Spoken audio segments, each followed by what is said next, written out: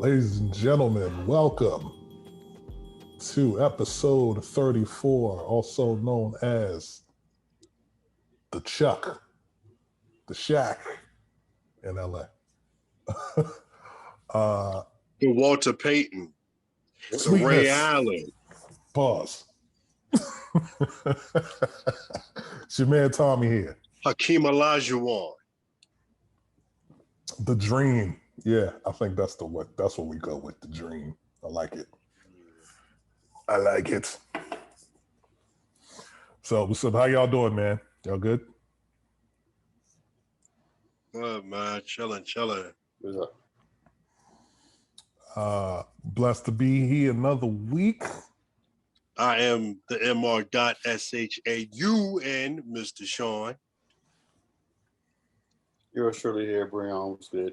Trying to fix the camera. Get the lighting. As I said earlier, it's your man Tommy. This is Everything's Blurred, episode 34. Welcome. Blurdrins and blurdresses. Heathens and sheathens.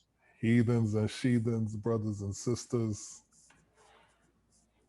And this winds down actually the last week in Pride Month. So for all those in the community, salute. Happy Pride Month and salute to y'all. Off the rip, Derek Chauvin sentenced to 22 and a half years for the murder of George Floyd last summer. Putting up Jordan numbers, and not in a good way. Happy about it. You know what I mean? Happy. Woo! First of all, just happy that he actually was found guilty. That was the first step. Yes, justice. You know what I mean? That was crazy. It was crazy that we was on edge, just thinking like, all right, they found him guilty. After I'm sitting there witnessing, you see the whole footage, crystal clear. You know, for months, you know, seeing what happened, what led up to that, to show that it was unjustified and all of that. And so that was big. And then the sentencing, 22 and a half years, which I'm not sure if that is, I think the max that he could have got was 40 years. So on one hand, I do feel the way because it's like, I think that should have been like an easy 30 right there. You know, just based off of what he did and all the evidence around it. But since to 22 plus years, I believe he's eligible for parole in like 15. He shouldn't be. For whatever that's worth. But yeah, how do y'all feel about it? I know I agree with you. He shouldn't be. But how do y'all feel about the sentence that he was granted and you know, was justice served in your opinion? Yes, it was served. I know some people that felt like he should have got the whole 40, but I'm like, man, it don't matter. You know what I'm saying? To me, it don't matter because I feel like justice has been served. He's doing time. I know they probably won't put him in general population. He should be. I feel he should be. And I think, whatever happens to him, and he deserves it. So if he walking around and he just hears some big burly nigga say, "Toot that ass up." Exactly. You know what I'm saying? Sleep with one eye open, check your food. Because niggas gonna put something in your food. All of that. The whole thing, buddy. You know what I'm saying? Because there's probably some people in that cell that you done locked up. And probably illegally too. There's some other illegal or some shady shit to have them in that position. No doubt. Yeah. No doubt. Yeah. You know what I'm saying? So it's like, made this bed, you lay in it, and if one of them niggas put their knee on your neck, like D'Angelo asked, how does it feel? Bitch ass nigga, fuck you, for real. God's plan. Sincerely, fuck you, Derek Chauvin. You deserve that 22 and a half, bitch. Now I'm sounding like Kwame Brown. You getting his mama cooking, nigga. That's what your ass get, bitch. You part of that go along, get along gang, ain't you, motherfucker? I ain't got no hookah, so I can't do this shit. Yeah. That's my feelings on it. Fuck Derek Chauvin. I'm out. Damn, man, I wish I would have said something first because that like ended right there. I don't know what to say after that. Like for real, like drop the mic. You feel big. Well, I don't feel how Shaun feel, but that's like I don't know, but just be like Funaki from wrestling. Indeed. Yeah. But no, I don't. Indeed. To me, I thought he should have got the whole life sentence. The whole thing, in my opinion. Because by the time he gets out that 22 years, he'd be 60. So it's like, oh, word? Yeah. So he's not even 40 right now. Damn, he's like our age. I thought he was older. I could be wrong. Hold on, let me check. But he'd probably be in his 60s. In his 60s, yeah. So it's like, yeah, he look like he at least 43. Yeah, but it's still like, to me, he should have got the life sentence. Yeah, he's 45, so. Okay. He'd be 67. 67, 68 around that time. Yeah. But I don't know. Hopefully I mean, yeah, justice was kind of served, but still. But don't he got like 2 federal cases? Well, I know the other officers who were there, I believe, are also awaiting trial. I don't. Actually, you're right. He does have some other cases pending. Yep. So I'm kind of curious about that and see if, like, hopefully they adds on to his other concurrent. Possibly. And I don't think no damn parole though. Definitely. Yeah, I ain't feeling that parole thing. Nah, I ain't feeling that at all. He should do his whole time. Yeah. For real. But like I said, I should have said something for Shaun went all Kwame and them niggas. Jeez. So what's that in your hand, man? Trust roll. Oh, okay. I was like, is that like an orange or? I couldn't tell from here. All right. Yeah, if I would have eaten it, you would see that. Gotcha. So glad that actually happened. Hopefully that he has some more guilty judgments against him and the sentences run concurrent for the bullshit that he's been doing on these streets for all these years. And he gets his, you know what I mean?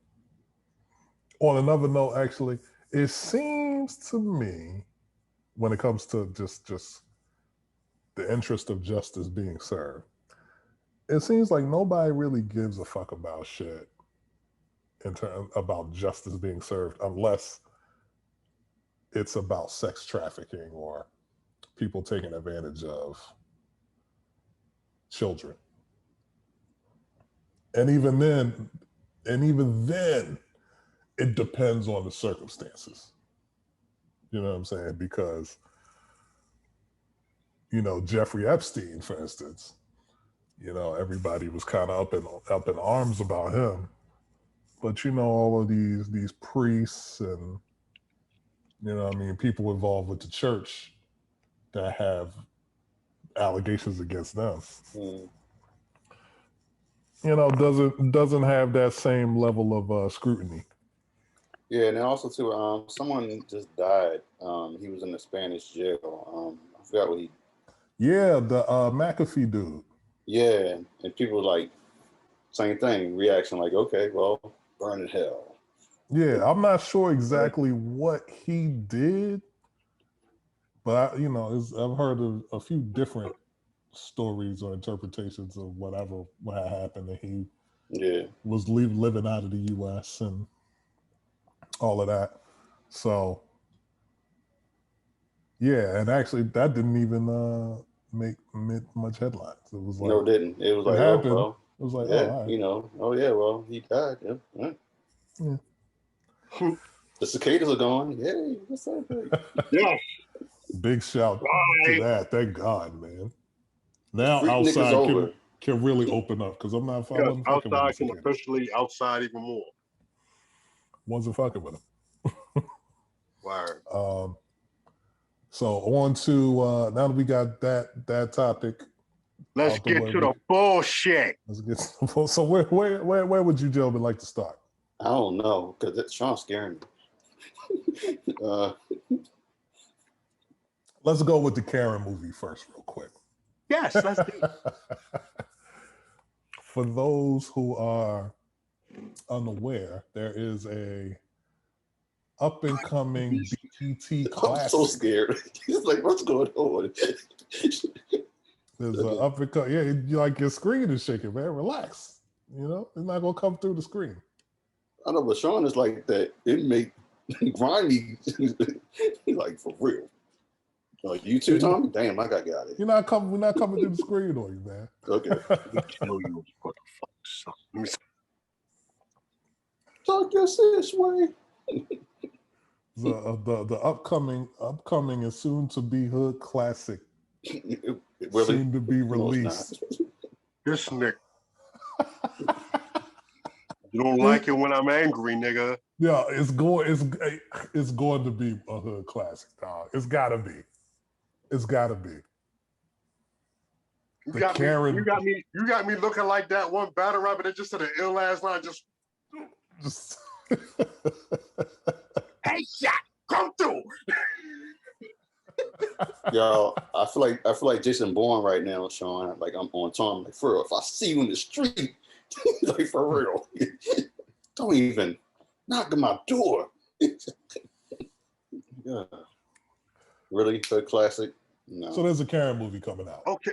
Yes. Yeah. Let's go ahead and the drop trailer that. came out. Yes. Tommy blessed the group chat with it. Saw this article on Vanity Fair, apparently. So that's what let me know that it was legit. Because had I not seen it there, I'd have been like, yo, what film school, project is this shit? You know what I mean? I would have never really believed that it was coming out on any kind of real platform, but it's coming out on BET. It's a Karen movie. It is about some Black folks who move in next door to a Karen, and she gets to Karen. Her name is Karen. And she gets to Karening.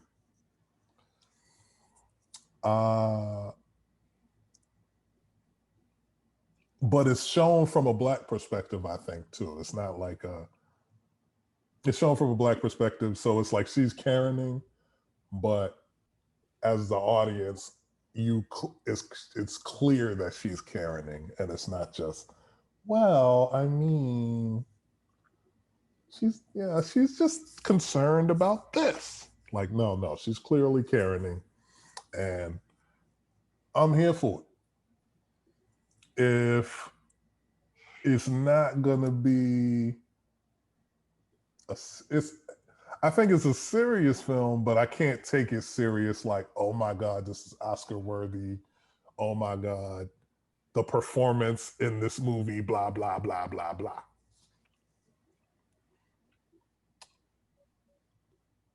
But yeah, I'm here for it. I want to check it out. And hopefully I will be entertained. What say you, gentlemen? Bring on, go. I don't care.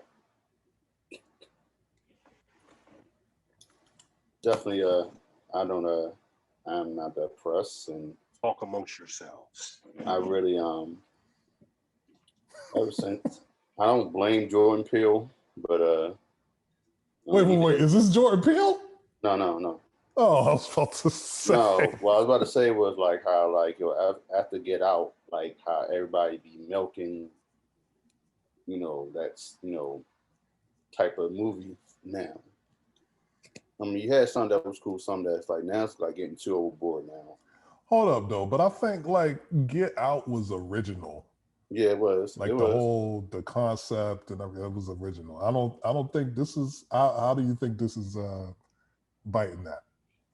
No, it's still like the whole racial trauma about making it to a horror. We already like it's already real life horror anyway. So like Mm-hmm. you got Okay.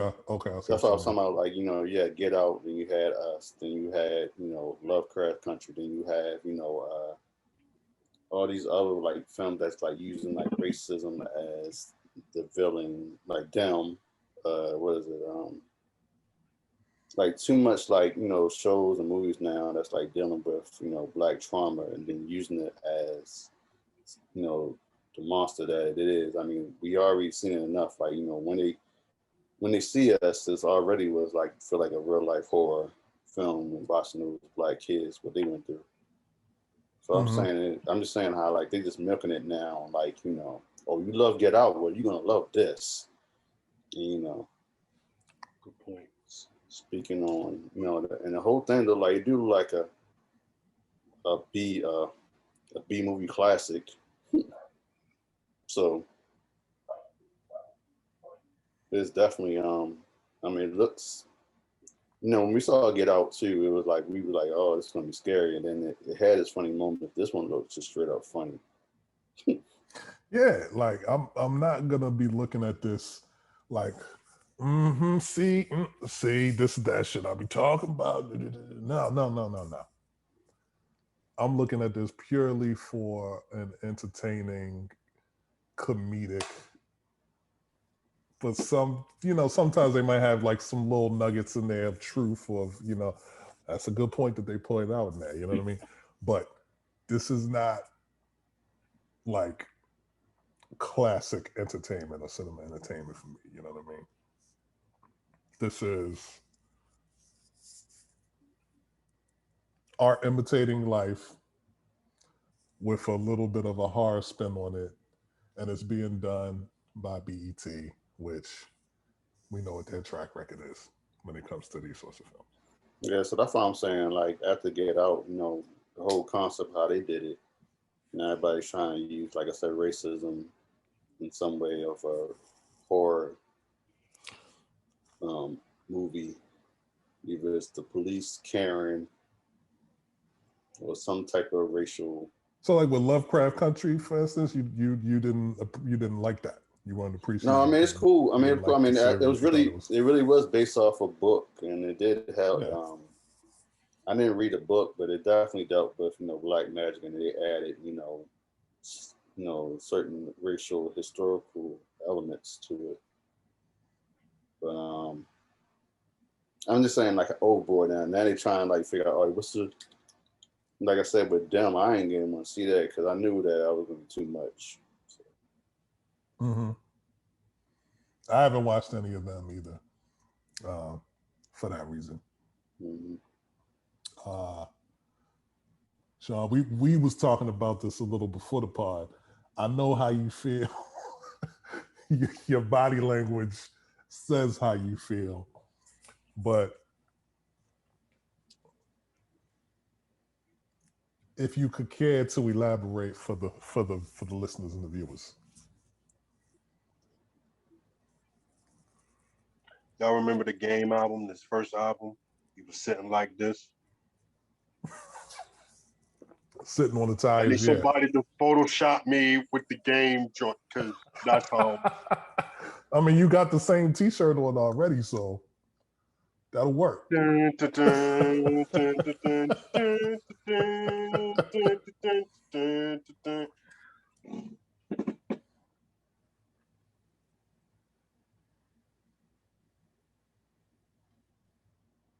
If this don't win a Razzie,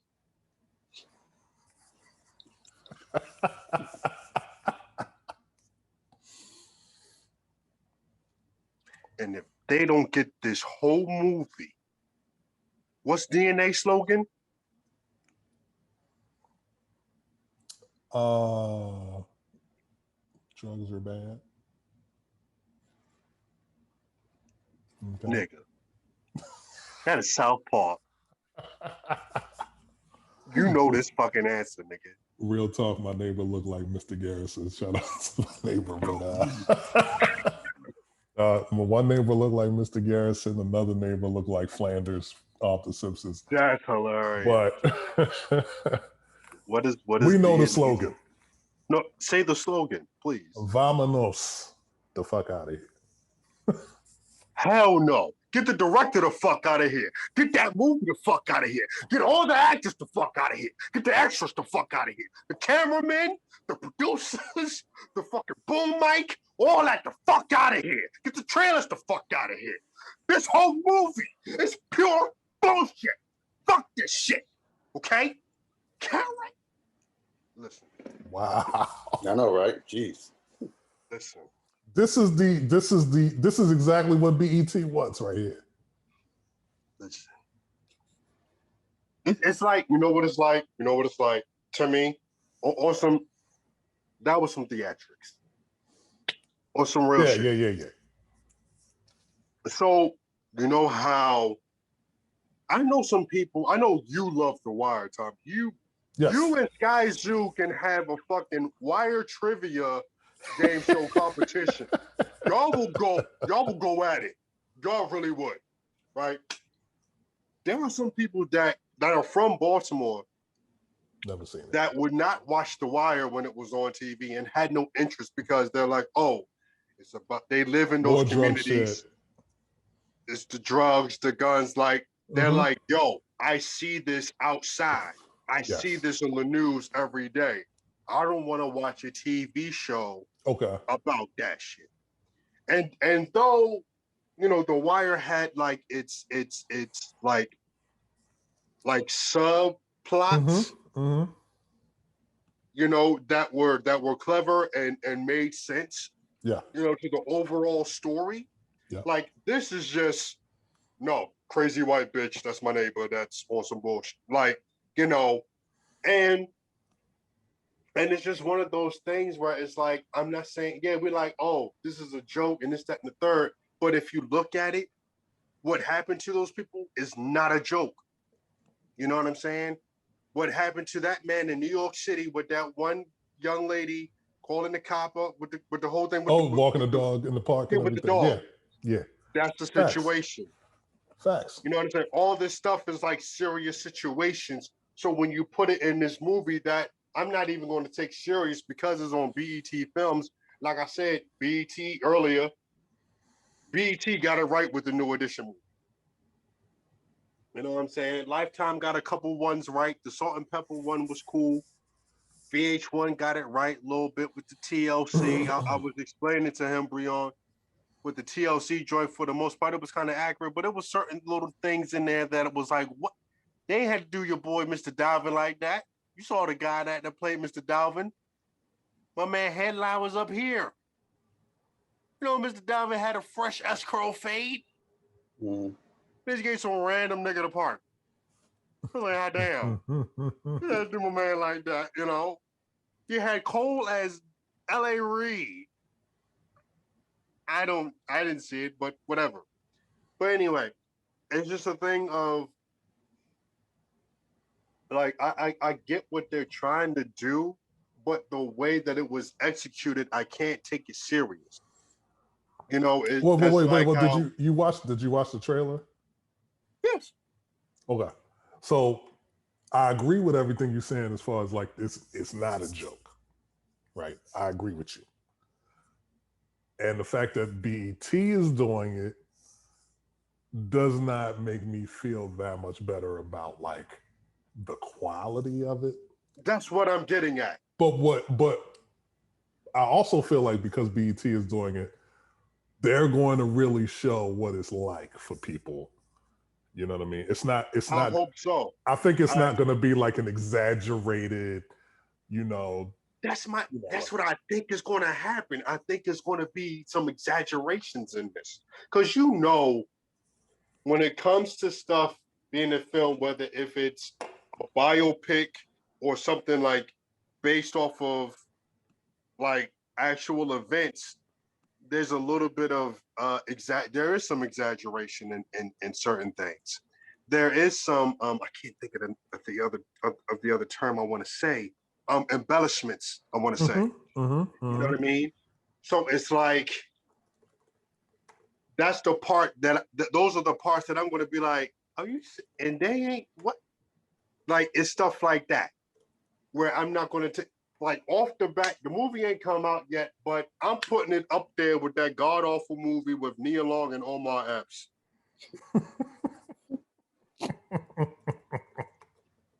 It's already up I never even checked that off the strength. It was like everybody was killing that joint, so I never even checked that off the strength, because like you usually have somebody who might be like, I mean, I thought it was all right, it was cool. Like, no, everybody was killing that joint, and I was like, wow, okay, big trash, big phony.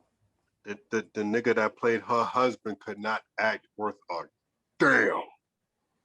He was so, like, he was so stiff. It looked like he was trying to remember his lines, but then he forgot them, but then he remembered them again. Like, it was he was like, oh, yes, her. Yes, honey. He can stay for dinner. It's fine. Like, what? You know? So I don't remember when this joint is supposed to come out, but I don't know. I might actually end up forgetting about it, and then one day being like, yo, whatever happened to that BET Karen movie? Oh yeah, that joint came out already. Oh, word. Well, let me see. Let me check it on the Fire Stick then. Let me see if it looked crazy. But yeah, and I say BT because only BET is gonna do something like this, where it'll be on TV. Like VH1's not doing this. Lifetime. I don't see Lifetime. Too many white women watch Lifetime for them to do this. Too many Karens probably watch Lifetime for them to do this. There's some black people that watch Lifetime too. Yeah, true. Stuff on there. True, but I just think it's too many. I think it's majority white women that watch Lifetime, and I just don't see them doing that. I don't see them. But they the ones that need to watch it. That's true. That's why it should be on Lifetime. Also so all true. the parents can watch it. Watch it and have a discussion about the shit. Yeah, I couldn't take it serious. And so, I mean, you know, I don't know. So for you, it's an issue of this is real shit going on that's impacting people's lives. So if you're gonna have a movie about it, it needs to be as serious as the issue is. And if you don't feel that it's going to be, then you won't respect it, and you're not gonna watch it. I kind of feel like it just shouldn't have been a movie. Like, no one asked for a fucking Karen movie. I wasn't checking for it. I wasn't thinking like about nobody asked for the Juneteenth federal holiday. just like nobody asked for the Juneteenth federal holiday. Well, Juneteenth. Well, here's my thing with that. Juneteenth was something that should have been known about, but that's with damn near everything with Black history. Because there's a lot of stuff when it comes to that month. We just learn about Martin Luther King Jr., Malcolm X, Rosa Parks, Mary McLeod Bethune, Benjamin Banneker, Frederick Douglass, Booker T. Washington, W.B. You know what I'm saying? It's like you hear about the same thing and the same events over and over. But this whole time, there's been so many other people and so many other events that we spearheaded. We started Memorial Day. Black soldiers found, I forgot which war, but they found these dead soldiers. They were just buried. There was no proper, what you call it for them. So they handled it. They're the ones that give them proper burial or whatever. And they called it Memorial Day. And the white, and then the white folks was like, yeah, we did that. Yeah, we did that whole thing. Yeah, them niggers ain't do nothing. We did that. We commemorated those soldiers. South Day. We gonna call it Memorial Day. They be going cookouts. Like, no, man. We came up with that shit. We came up with that shit. Everybody, y'all like potato chips? Guess what? We came up with that shit. A lot of people don't know that. So yeah, you know May the 1st, 1865. In Charleston, South Carolina, recently freed African Americans held a parade of 10,000 people to honor 257 dead Union soldiers whose remains they had reburied from a mass grave and Confederate prison camp. Okay. Yeah. So, yeah. You know, we came up with a lot of dopeness, man. We did a lot of great shit. So it was the Civil War, though. Yeah. Okay, Civil War. Thank you. And so, you know, it's stuff like that. So the fact that, you know, with Juneteenth, like, I put it to you like this: that's the closest we're gonna get to reparations. And so it's like, I might as well embrace that. I'll take that as my 4th, and the 4th of July would just be a day off for me, another day off for me. You know what I'm saying? So yeah, that Verzuz, that's some other BS. So how do you feel about it, Tom? Oh, let's not call it BS, right? Let's not call it BS. Because Shaun disagrees. No, well, look, I'm saying let's not call it BS because shout out to Tim and Swiss, the platform is doing well. I checked it here and there, like 10 minutes at one point, maybe 5 another, just to kind of see how it was flowing. And over 600,000 people was tuned in on that joint. So again, like we was talking about last week, this is not what I wanted to see. This is not for me, but people was fucking with it. Your man Souljah Boy, the only person in Verzuz history right now to play a song 3 times.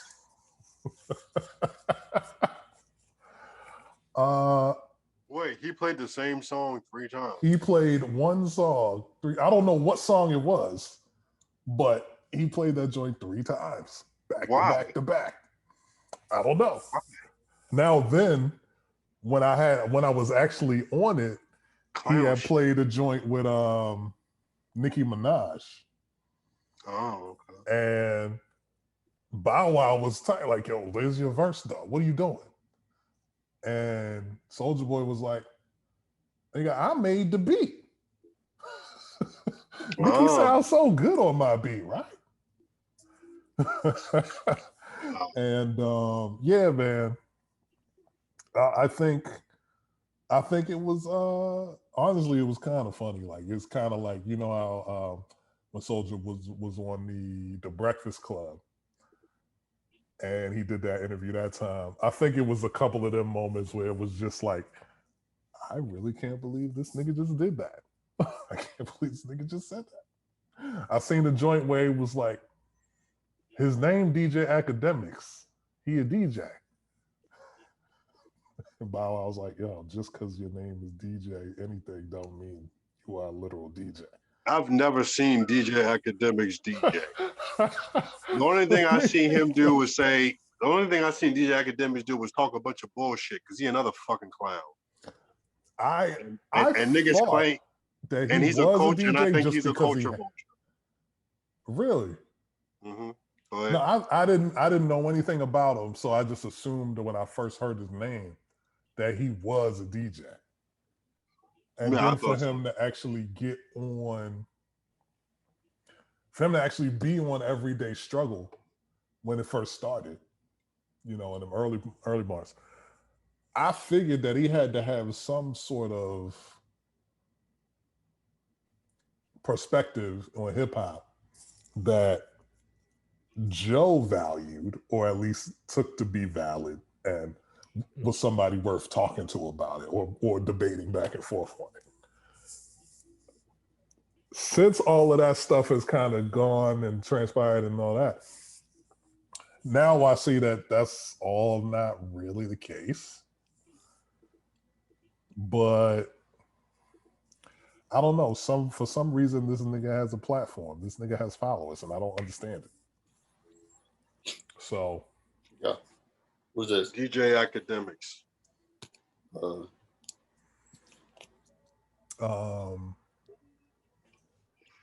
you say you think he's a culture vulture? I do think So so. I've heard that. How long have you been familiar with him? I knew about DJ Academics before Everyday struggle. Before Everyday Struggle. His stuff popped up on my YouTube feed and I would watch it because he would do a bunch of like, you know, what's going on in the hip hop news kind of thing. And at first he kind of came off a bit informative in the sense of I didn't know about some of that stuff. Mm-hmm. And it was just all right. When I heard him, now when I watched Everyday Struggle and I was hearing his opinions and what he thought of certain topics, I was like, this guy, it's like with Everyday Struggle, if Nadeska's Molly, then Joe Budden is Stephen A. And Academics is like either he could be either Max or Skip, either one of those guys. And it's like he says a lot. Well, there are times where I do agree with Max, and there's a couple of times I have agreed with what Skip has said. Well, most of the things that Academics have said, I have not agreed with anything that he's kind of like Will Kane. Okay. Because, like, you know, Will Kane is more of a politics guy. He's not a sports guy. But they bring him on there anyway. I think they put him on there because he loves his Cowboys. So anytime there's Cowboys talk, he's there, and Stephen A gets pissed off. So it's like, when Act talks about shit, it's like, what are you talking about? Like, I disagree with damn near everything this man says. Whereas with Joe Budden, most things I kind of agree with, certain things I disagree with, and sometimes I'm like, there are times where I've kind of saw through his bullshit, like, oh, this is kind of an act. He's just like that Yachty thing. That was just him. It was dramatics, you know. Yeah. So it's one of those kind of things, and it's like he's right up there with the young boys that's in hip hop that don't know their history about the culture and the music. You know, I feel like he's one of those guys. So when he talks certain things, it's like, I don't, you know, and then he be talking some rah-rah. And I love the fact that Freddie Gibbs was clowning this nigga. Because Act don't know what he be talking about, yo. Mm-hmm. For real. And I mean, with the gossip shit, I feel like for this generation of rap and all that, he's good for that generation. Mm-hmm. At the same time, he's tight with Tekashi and a couple other guys that's like, y'all should not be in this shit. You know what I mean? So it's like I have seen people clown him like he's like, you know, like we'll just say he's tight with Tekashi. I have seen people clown him like kind of like artwork and stuff. Portraying them away. Yeah. And but yeah, like I didn't watch Everyday Struggle. I saw like some clips here and there, but I didn't watch it on the regular.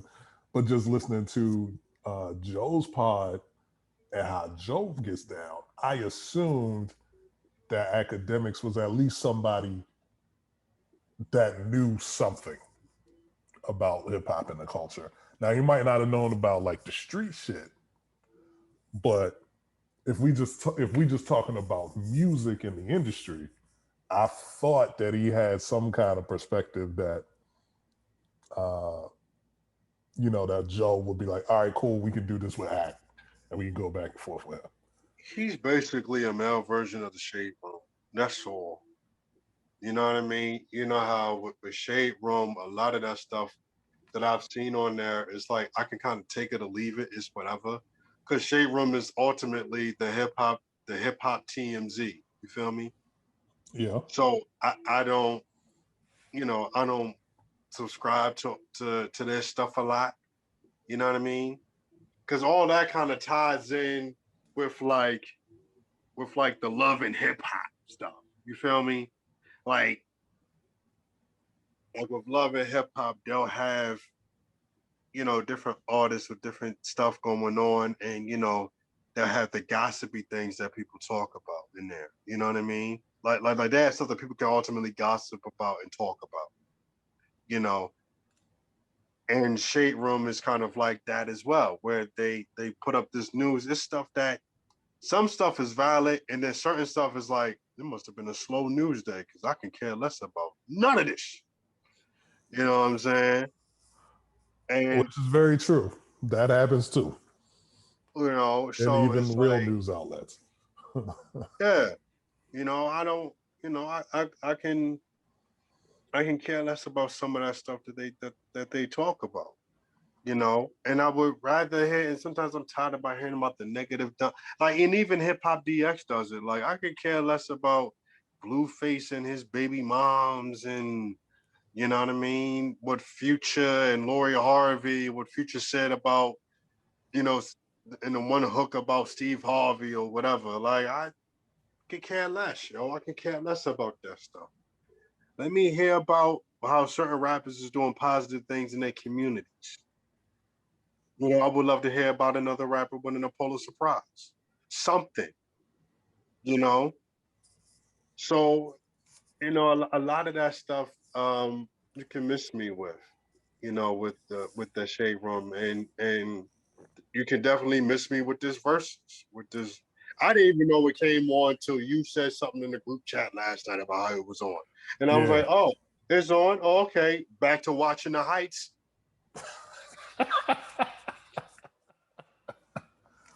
Shout out to In the Heights. Very good movie. I didn't watch it all the way, but what I saw, very good stuff, man. Shit, them niggas was singing and rapping a lot better than a lot of you niggas that's rapping and singing professional. Hey, I can't even front, man. Rap. Well, off of the Verzuz, I mean, shout out to the Verzuz platform and Tim and Swiss. Shout out to the Looks like platform. Another successful event for them. But you know what? Salute to Bow Wow. I will say that because I do think Bow Wow is a talented dude. He done been through some stuff and he done did some dumb shit. But at the end of the day, he is a talented brother, and I do salute him. The only thing that I give Soulja Boy credit for is the internet shit. You know what I mean? He paved the way for that. I'll give him that all day, and I'll say that he's I will say the entrepreneur, man. He's selling shit. He's a solid businessman, yo. I can't front on that, but his music is not for me. And I do think, and I still stand by what I said last week or 2 weeks ago. His face belongs on the Mount Rushmore of whack rappers. I don't argue with that at all. I don't argue with that at all. But everything that you said preceding that, that's what I was getting at. Like, the platform, both of these gentlemen was doing their thing. They do have fans. They do have an audience. Verzuz is trying to all younger than us. Continue build. Exactly. And that's what I mean. It's not for us. And that was for them. And that was for them. Exactly. That was for them. That was not for me. So if they had a good time and they enjoyed it, salute. Exactly.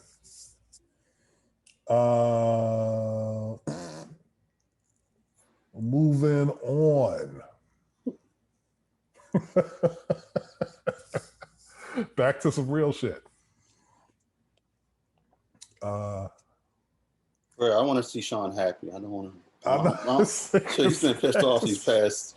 Everything is like, look, man, Karen, look, bullshit. Look, Verzuz bullshit. Look. So you're like, damn. If I had to stopped my video and stuff and tired. Like damn. What did I get into? What happened? And what make it funny is his background. He got the poster pimping in there. So it's like, look, man, it's like, he's ready for that pimp stuff. Pimp juice. Oh, you could have gave me a better pimp song than that bullshit. No, that's what was rocking though. It's all bullshit now, huh?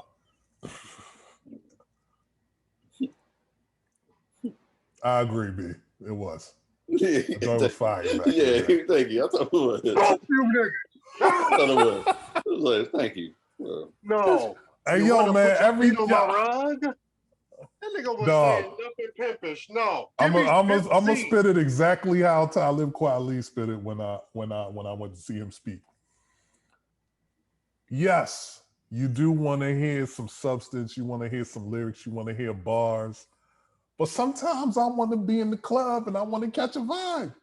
And there's nothing wrong with that. And There's absolutely nothing wrong with that. There's a lot of corny niggas that say a lot of corny, dumb bullshit out their fucking mouth. So I can't really get with that. Some of that shit, some of the shit is just bullshit. And Nelly shit was bullshit.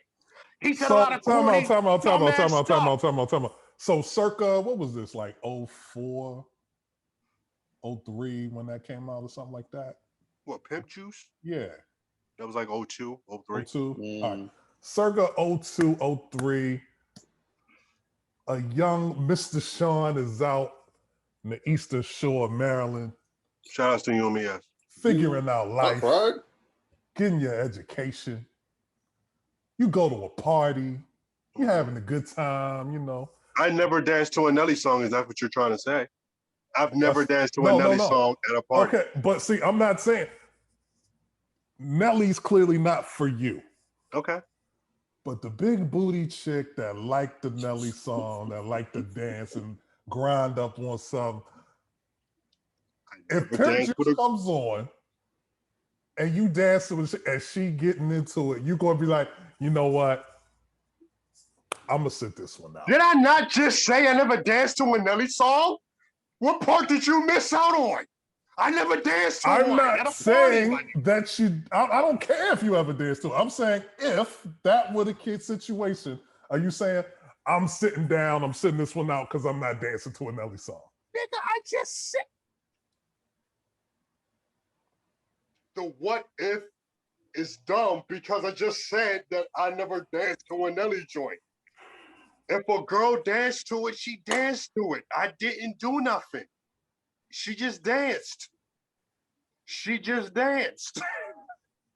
Now, one girl, what's the song with the Nelly lookalike? The Chopper Style? There was one time when that came on and I was doing this just joking around bullshit. A girl literally caught my hand in the middle of me doing it, smiled in my face, turned around and shook her ass on me. She just smoothly finessed her way into the dance. So she got me off that. I didn't take her off me or nothing. Now, if the big booty girl that you're talking about, if she did that, yes, I have no choice. But if it was just one of those things where she was just shaking her ass, then I would have just been looking at this. I was just looking, just hot. Like that's all I'm saying. That's all I'm saying. Oh, if she would have grabbed my, if the girl would have grabbed my hand, yes, I have no choice. But if she didn't, no. I'm not going to be like, yeah, get off me. No, that's disrespectful. That's I would have pushed the girl off me. But the way you talking, you like, it would be less disrespectful to push the girl off of you than for you as a hip hop head and a hip hop fan and the appreciation and the love of the culture and bars to actually dance with the girl while that's playing. No. It's just a thing of, oh no, I'll let that ride. It's just a thing of, it's not my cup of tea. Yes, I know that there are party songs out here and songs to, you know, to have fun with and turn up to. there's been many times on here where I've mentioned I listen to Moneybagg Yo, I listen to The Baby, I listen to Meg Thee Stallion, I listen the last 2 albums that Black Eyed Peas put out, I liked. I like Did y'all know Pitbull. Meg was 5'10"? Yes. That's why she's called the Stallion, partially. I never knew that she was 5'10". I thought the Stallion was just like, you know, like you hear Bun B mention Stallions in his rhymes over the years. I thought it might have been a Houston thing, you know, in terms of the slang and how they talk about it. She didn't know what it meant when someone told her, and then when she went home, she asked somebody called me a stallion. What is that? And they broke it down for her. She was like, oh. And then she let it stick. She was like, I like that. Yeah. So, you know, so I listen to those type of people. Pitbull, Snoop got some dope records to jam to. There was a Young Dolph album that came out last year that surprised the hell out of me that I liked. Lil Baby, Gunna. There's some Young Thug I like. You know, so there are some artists that be on that tip that I like. Nelly just wasn't for me. Nelly's a whole cornball to me. Can't get with his stuff.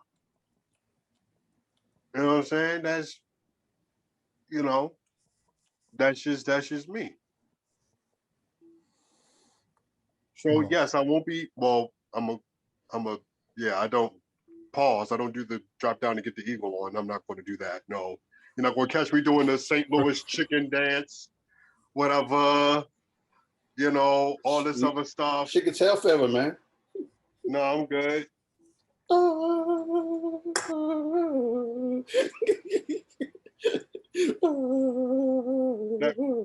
That was chicken tail feather. I thought that was directed towards the females, though. Like, no, I'm saying that the Diddy dance that they do, the dance that Diddy and Nelly did in the video. Oh, they was over there. Like, yeah. Air Force One joint had a nice beat to it. I liked the hook. I liked I Am Number One. Oh, you didn't like the Infamous though? You didn't like the Infamous though? The Infamous one. Him and Tim McGraw. What's that joint? Cause it's all in my head. Over and over again. Over again. Over and over again. Yeah. Man, what's next? Fuck. You got this. He look like he about to pour some liquor in that Lion King. Like, y'all niggas pissing me off with this Nelly shit. Look at the shot. Y'all niggas. Oh, I gotta go downstairs and get my liquor. Oh. All right, what's next, man? Talking this bullshit. Let's get on some real shit, you know? Yes, please. So we got Baltimore Mayor Brandon Scott.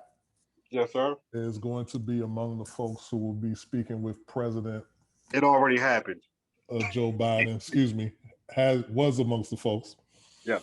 And leaders of some cities is speaking with President Joe Biden about plan to reduce the gun violence in the country. Heather B say, all Glocks down. You know what I'm saying? Take it back to that. You never heard All Glocks Down by Heather B, Tommy? No, I have, but I'm saying that's not happening. No, it's not. You know what I'm saying? I'm about ready to pick my shit up. Fuck up with these niggas. So, but I will say, I think it's good that the dialogue is there. I don't know what will come of this. I don't know what plans were laid down, but hopefully it's not just window dressing, because that, gun violence is now a major subject across the country. Hopefully it's not just window dressing. Hopefully it's actually some substance to what the hell is going on in this country, because it's been out of hand, and now it's You know what I mean? It's a pandemic in this country called gun violence. You know what I mean? I can't even say pandemic. I think it's an epidemic. Shit. It's been going on for a minute, and it's getting worse. Yeah. Unfortunate. Yeah, the meeting happened on Wednesday. You know, it was with Joe Biden, Attorney General Merrick Garland. Some of the other people that were there was Attorney General Gerbert Gruel from New Jersey. Forgive me if I mess up your name. Mayor Steve Allender from Rapid City, South Dakota. Mayor Daniela Levine Cava from Miami-Dade County. Chief Murphy J. Paul Jr. from Baton Rouge, Louisiana. Devon Bogan, founder and CEO of Advanced Peace, and Eddie Bocanegra, Senior Director at Ready Chicago. You know, in May, you know, the Governor Hogan, and Mayor Scott, and Police Commissioner Michael Harrison, they talked about a crime plan, and, you know, they said that the meeting was productive, but no real plan came out of it. And I know they've been, you know, they've been sub disses towards each other. I've seen it on the news. They've said certain, you know, you talk about the jabs, governor and Mayor yes, Scott. yes. There've been some jabs, you know, some little sneak dissing going on, you know, which is unfortunate because it's like, as a city, Baltimore needs to improve from, you know, the gang violence, drugs, all that. You know, we need that look. I think the murder count is what? It's up there. It's like 140 now, I think. Yeah. Well, it might be more. Yeah. Might be so more. It's a nasty thing, and people are tired of this crap going on. The fact that, you know, he met with the president, that's a dope situation, and I think something needs to legit come out of that, like a legit plan. At the same time, that's dope that he did that, but I think there was like a town hall meeting or something in Fells Point, and Mayor Scott didn't attend. And I think that kind of sucks that he wasn't there for that, because I think he needs to hear from the people. You know, I think he needs I don't want him to do what Mayor Jack did. Mayor Jack was just a person in office. He really ain't do much enough. Well, You know what I'm saying? He did like maybe one thing that I agreed with, but other than that, he wasn't no real mayor to me. Did he get elected? Now that I think about it. No, it was just a thing where he was just pretty much was the next one in line, right? Yeah. What you call it, got locked up. He stepped up. You feel me? So, it was just one of those things, man, where it's like, okay, Mayor Scott, you're a young man. You've seen this stuff going on. We know where you've seen this stuff, and you know what you're doing. You've been a part of, you know,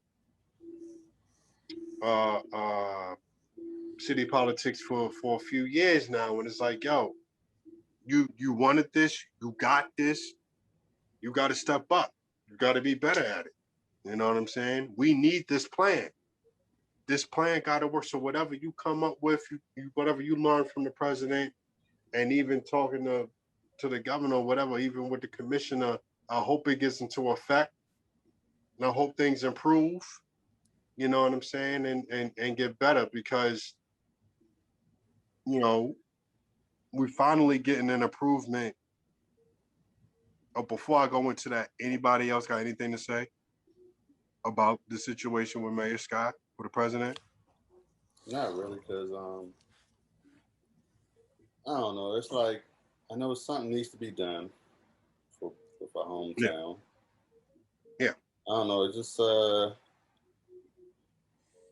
don't know. I'm just curious to see how it goes. I mean, part of me is like, I'm not all happy-go-lucky about it, man. It's like, you want to see results. Yeah, I want to see results, but also too, I mean, everybody talk a good game, and yeah, and you know what I'm saying. Everybody's, you know, I hate when, like, especially in the news, when our local news, when the police or somebody from the police talk to the news, tell them what they're going to do. I said, no, don't say it on the thing. Go ahead and just, on the low, just do it. You know what I'm saying? Don't tell us what, you know what I'm saying? Say it like, some drug dealer or some gamer watching, oh, yo, that's what they're going to do. Yo, you know what? Yeah. Hey, yo, we're gonna smart these motherfuckers. But no, it's like, yo, but no, it's like, no, it's like, yo, just do it, and also make some changes. I'm just tired of, every mayor and governor, especially too, it's always the mayor and the governor don't be eye to eye. Always be the case with Baltimore. Never be eye to eye, regardless if they're Republican or Democrat, whatever. They just never see eye to eye on trying to do something with the city. So it's like, let's see what happens. I'm not going to, it's kind of embarrassing that, always, Baltimore always get the public eye and with the crime, and especially too, when they said, Mayor Brandon Scott went to President Biden, talked about this gun violence, and CNN was on it. Damn it. Yeah. So what's wrong, Tom? Nothing's wrong. Yeah. I don't know, man. I'm just trying to think. Like, I feel like I remember coming up, there was a point in time where it was like 200 people murdered in the city. Was like crazy, it's like, oh my god, it's gun violence, blah blah blah blah blah blah, right? Up in arms. Now it was 300, and it has been for the last few years. Mm-hmm. And we already at 140 now. And outside really is just kind of getting back open within the last month. Right. So it's like, damn. Now, I will say, I was reading something where they actually, police detectives were able to close, I want to say like 13 or 14 homicide cases and double digits non-fatal shootings as well in the month of May. I'm like, damn, that's a lot. You know what I mean? That's a lot. But I'm also reading where people, they're like, yeah, the city state's attorney's office, needs to do their job too. And I'm like, hold on. Marilyn Mosby ain't prosecuting low level bullshit. Like, I can't see her saying, no, handgun charges, nah, not prosecuting this. Now, marijuana possession, yeah, throw that out. I don't care. I'm not going to fuck with people over shit that's about to be legal or that's basically legal in different places already in this country. But yeah, so it's there's real problems, obviously, and then there's the politics happening from the folks in charge that are supposed to be working together to resolve these issues between the mayor's office, the police chief, state's attorney's office, and the governor's mansion. So I don't know what to believe, what's real, who's the problem, who's really trying to fix some shit. I'm inclined to believe Brandon Scott just because he's young enough to still like not be owned, quote unquote, by anybody politically. Plus he's a local dude from the city. So I don't know.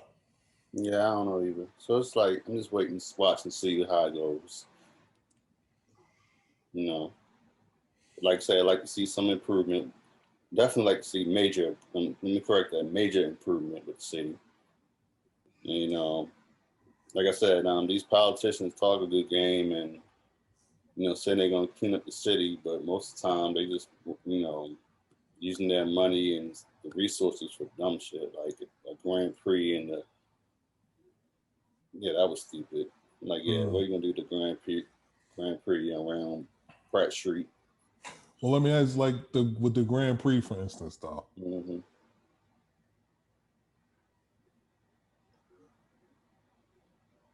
I don't know the numbers, but did the city as a whole make more money over those weekends?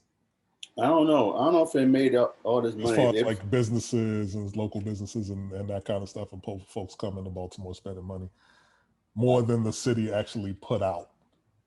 Yeah, I don't know. To host these events. Yeah, I don't know. Homie thought it was a waste, but I don't know. Shaun, do you know? Yep. Do I know what happened now? What's the waste? So he's talking about the Baltimore Grand Prix. Oh, the Grand Prix was a waste. That was happening. Yeah. It was a bit of a waste. Like it brought in like good jobs or whatever, like some new jobs. But I think overall with the event, it wasn't the best. I forgot what people were saying about it because it was so. Because not that many people attended, right? 10 years ago. That was like 10 years ago or something like that. Yeah, just about. Yeah, but not that many people attended the Grand Prix. Yeah, I think like certain people went, but it was enough. It was mostly out of towners though. It wasn't. Yeah, not local. I think that's what it was. They were trying to get people from out of town to come through and check it out, but right. It really wasn't. But not that many not many Baltimoreans showed up to that joint though. Yeah. Yeah. Hey, you gotta have both. You know what I'm saying? To support it. 'Cause that's just like look at the Preakness. As old as that is, and as old as that facility is and needs to be upgraded, like people still come through, they show up for that. Mm-hmm. And then it reopens again for Moonrise Festival in the summer. Mm-hmm. It's the EDM joint. You know what I mean? And people show up for that. And that's locals and out of town kids coming through for that. So yeah. You feel me? So did that answer your question, Tom? No. Okay. Not at all. Like I like, for instance, you mentioned the Preakness, and that's what I'm getting at. You go down Pimlico any other weekend of the year, and the only white people you may see is possibly police officers in that area, maybe. You know what I'm saying? You don't really see just white folks walking around down Pimlico. Preakness weekend, though, flooded.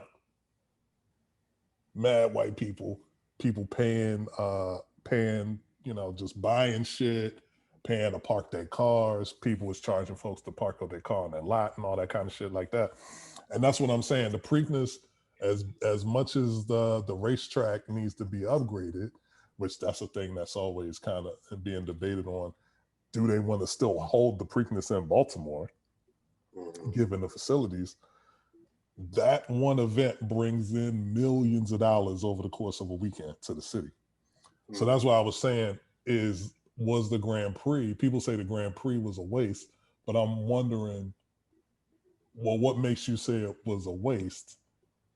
If we lost money as a city by doing everything to put that on, then yes, it was a waste.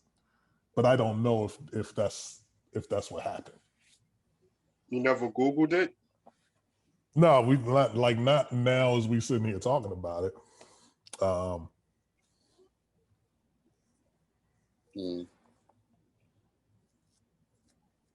mean, but also, people don't really pay attention like to politics. So like when folks get voted in, it's like after they get voted in, most people stop paying attention.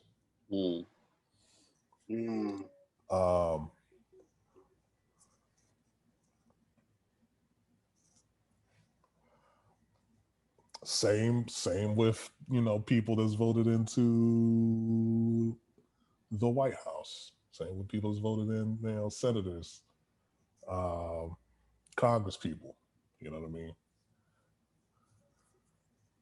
People don't be paying attention.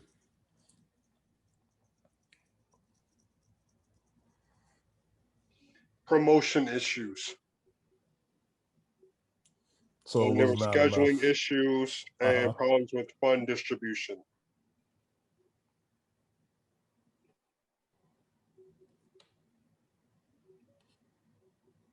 I found an article from a few years back on a site called BaltimoreFishbowl.com.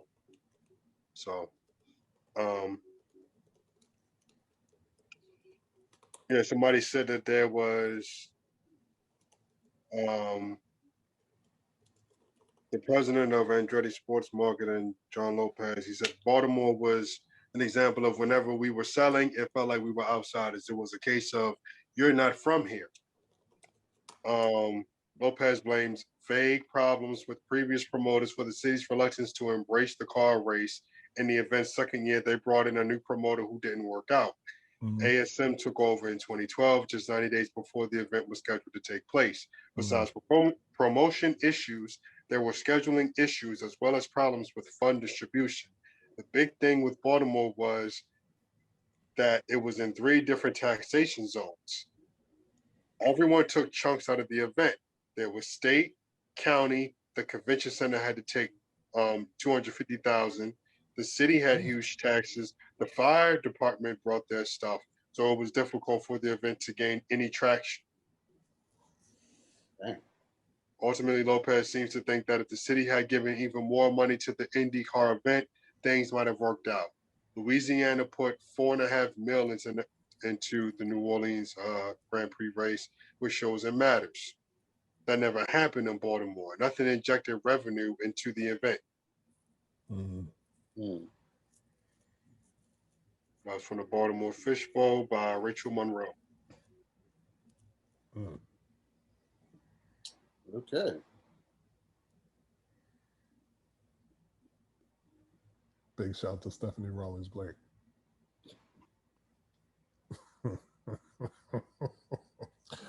Moving on. Yes, please. Well, let's hope that this is something that'll be more positive then. So we're talking about events and we're talking about improvements and all of that. Well, it looks like folks from Baltimore,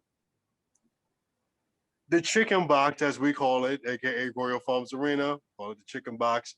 The Chicken Box is getting upgraded to a As chicken we platter. affectionately called the Chicken Box. Yeah. And upgraded to the chicken platter. But it's weird because they do not sell Royal Farms chicken at Royal Farms Arena, which is some bullshit. We need to work on that. Okay. Thank you, Kevin Durant. Salute to you, sir.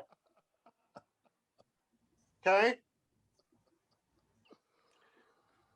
So his I didn't know my man had this type of company. 35 Ventures and the Oakview Group. Founded by Kevin Durant and Rich Kleiman. That's 35 Ventures. Would fully fund this little upgrade situation. Estimated $150 million for renovations for the Royal Farms Arena. And people, if you're from here, you have complained about that damn arena. Is it a renovation or a rebuild? They said, from what I read, it was renovations. Okay. So either way, it shouldn't need to happen. I'm hoping we getting, but I know they're going to lose a little bit of money because, I'm going to try to, I don't know if they're going to still have stuff going on while they're renovating. You know what I mean? I don't know how that's going to work. I'm assuming, I don't think so. I think if you ever have a show there, you might have it at another venue. Well, most acts go to DC anyway. You know what I mean? You might have something down at the pier. Pier 6. The pier. You got Rams Head. You got Soundstage. Yeah. You got a couple other joints here, but but if you're talking about stuff that's going to attract a big crowd, you can't have Monday Night Raw and no Rams Head. No. You know what I'm saying? No, not at all. So they're gonna need that, they're gonna need that arena. You know what I'm saying? So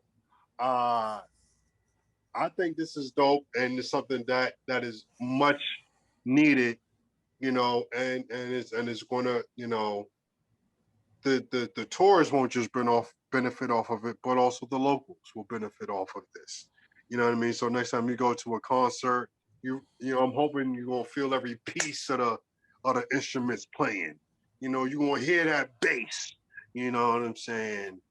Or if you go to a nice show like a Cirque du Soleil kind of thing, or like a comedy show, you really get to hear, the music or like what they're saying and things of that nature. So it's yeah, this is something that is much needed, and a positive thing that the city needs. And I just hope more positive things happen, because if that happens around the same time where they find a plan to get rid of the crime, bring down the gun violence and things of that nature, they find, if that plan goes into motion, you got the arena, it's renovated, got the new stuff, you come through, check it out, we looking at, I think that's a good direction of like good times ahead for the city, and much improved times for the city. And we might have more people coming through checking us out. You know what I'm saying? They won't just be coming through just to see us lose to the Yankees or lose to the Red Sox. You know what I'm saying? Or even for those Schittsburg fans, to come down here and see your squealers kind of try to stomp a mud hole in us, because you won't. Because try. You will fail miserably this time around. But that's a whole nother thing. We're not going to talk football this time around. Shout outs to Mahomes and Brady for getting that Madden cover, the sharing the Madden cover. Okay. Is this the first time Brady's been on it? Hell no. Brady's got that cover a couple times. Oh. Brady probably has been on it more than anybody, probably. Probably. Don't quote me on that. I've been. He probably got about 2-3 already. Okay. You know what I'm saying? He might, but I'm pretty sure all them Super Bowls he done been to, he had to be on a couple covers. At least 2. I remember him being on 1, but I'm saying at least 2. So yeah. What y'all think of the renovations? It's about damn time, but they should rebuild the whole damn thing. Yeah. For real. Put some air in that joint. Maybe if they don't put some air in that joint. Put some. You said put some what? I want some more rooms in the seats. Put some more seats. Because when you in that 300 level, nigga, you like this. No, when you went in anywhere in that motherfucker, you like that for real. Like, hot damn. Last thing I saw there, I saw Kevin Hart. I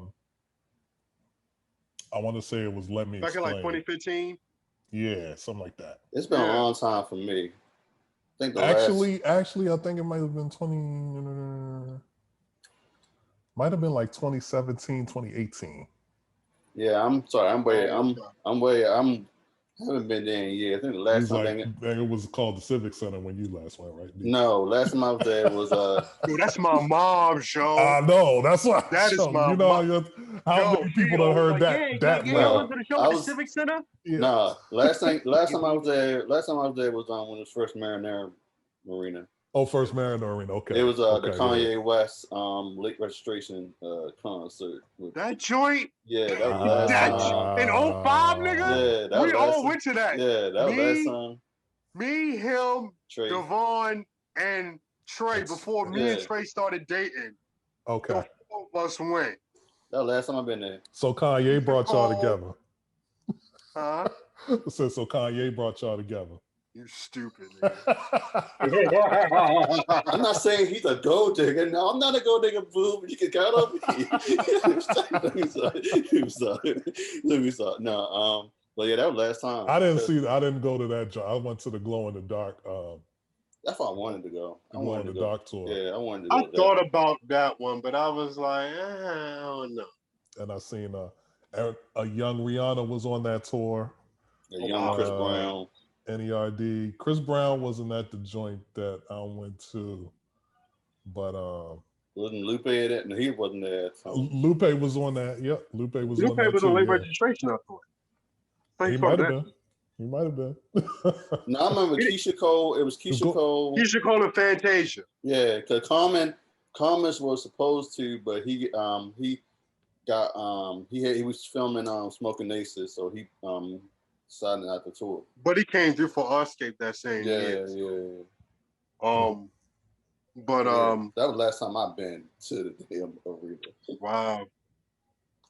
Wow. Crazy. Wow. Yeah, man. I think the last thing I went to at the arena was Nas and Mary J. Blige. How was that show? Awesome. Because I mean, I've only seen Nas that one time. We was at Rock the Bells. That's the only time I seen. Oh, Nas word? live. That was That was the only time I seen Nas live. But that time. No. Well, this is kind of a half. You saw him 1.5 times. Carabana, that one party. The last party we went. No, second to last party Nas we went was to. there? Nas was there. Because he was either drunk or high. He was trying to spit a little freestyle. He couldn't remember the words. And then when he was trying to rap to some song, he didn't say all the words to that shit. Like breath control. Okay. So that's why I don't remember. Because him and Pooch Hall, remember Pooch Hall was there first. Yes. And then Nas came. Yeah. Okay. That's why I didn't remember Tommy. I remember Pooch Hall. I feel like Pooch Hall got more love from at that party than Nas did. Because all the girls there, man. You know they love the game. Yeah, I was about to say. Yeah, the game was popping back at that time. The game was like when the game went from being your typical sitcom to like some like drama type joint. When they got a little deep, when they got a little dark, it was like that's when women really started watching it. When it was like more drama, evening soap opera type shit. Exactly. Yeah. Exactly, yo. It was like Bold and the Beautiful or some shit. Young and Restless or something. You know what I mean? Yeah, but I'm still mad. What you mad at? I should have been there. You should have been there. I wasn't there with y'all. Oh, yeah. Yeah, word. And now you can't even go to Canada right now because, COVID. Thanks. So. Yeah, thanks. Well, moving on. It'll happen. Mm-hmm. That's slick. I know what you meant. Oh, you meant that? I don't know who you're talking to. Me okay. I'm talking to you, Tommy. Listen up, I'm talking to you. I didn't mean nothing by that. I was just like, okay. Okay. I mean, literally, they you really can't go to Canada because of COVID? Yeah, like you can go, but you have to quarantine for a certain amount of time. Oh, so even if you're fully vaccinated, like even if you show them your vaccination card, they're not going to let you quarantine. Not that I've heard. I don't know. Oh, okay. All right. I don't know, man. I'll tell you off mic what I thought you meant. Gotcha. So, man, we moving along, man. Slow to say. Oh, word. Playoffs? You kidding me? So we get with the quick playoff update. Currently, we in the Western Conference Finals. Phoenix Suns are up 3-1 on the Los Angeles Clippers after a victory last night that ended in an 84-80 final score, which I just saw highlights. Crazy for that kind of score this day and age. Tonight we got game 4 of the Eastern Conference Finals between Milwaukee Bucks and the Atlanta Hawks, in which Trae Young is now looking like a goddamn superstar. This nigga had 48 the other day. Spazzing. I'm sorry. Game 3. It's game 3 tonight. Game 3, yeah. Had 48 in game 1. Game 2, Milwaukee came back and smacked them. And we'll see. Atlanta's going to be turned all the way up. Man, listen. They're going to bring out Dominique Wilkins. They're going to bring out Ludacris. T.I. might bring be out my man Mookie. I ain't seen Mookie in a minute. Bring out Mookie Blaylock. Yeah, ain't nobody seen Mookie Blaylock in a minute. Yo. Man, I ain't seen He was like, I did my time, shit. You know what I'm saying? Yo, that's a deep cut right there too, though, because don't nobody ever mention Mookie.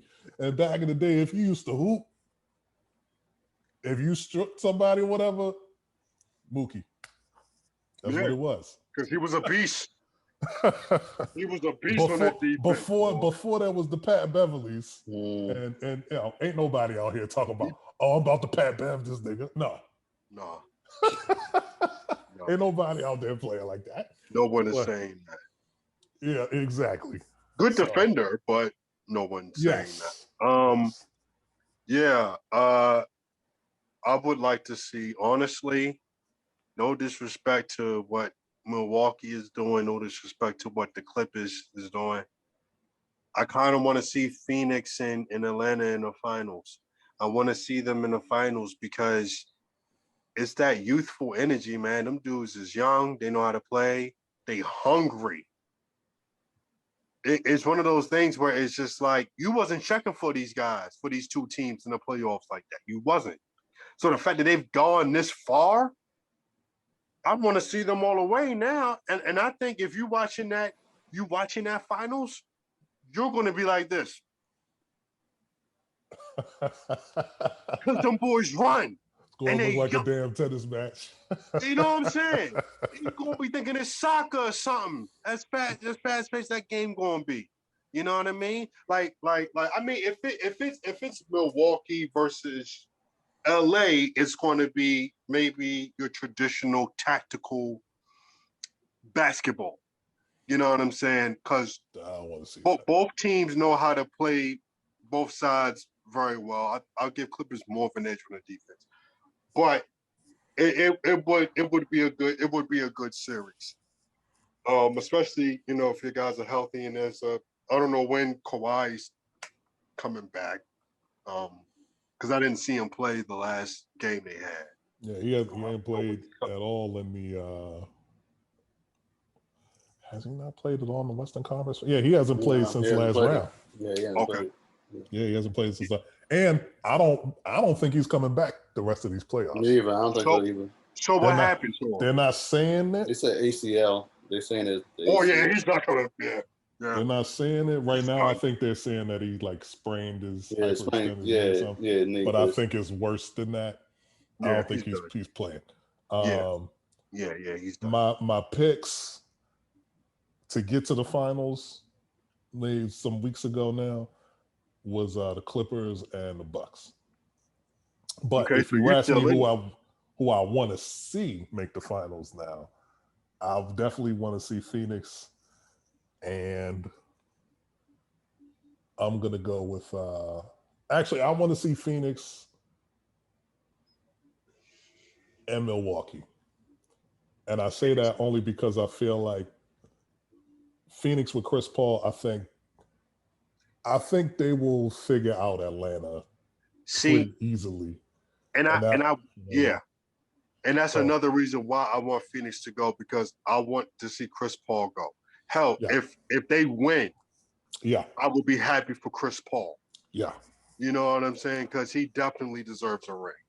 You know what I mean? But I feel you. But I'll also say, if Atlanta, like if Atlanta wins this series, it's going to be turned over there. It's going to be so lit. If they win, it's going to be even more crazy. Fam, I would love to be in a situation where I just happen to be in Atlanta and they win. Because yes, I will definitely go to Magic City. Yes, I will get my strip club cherry pop if they win. That'd They be a just hell gonna of a give it up, and story. that motherfucker just. Hey! That would be a hell of a story. It wasn't up there like that, nigga. Calm the fuck down. It wasn't up there like that. It was not. You're gonna be in that up in Magic City in Atlanta. They were like.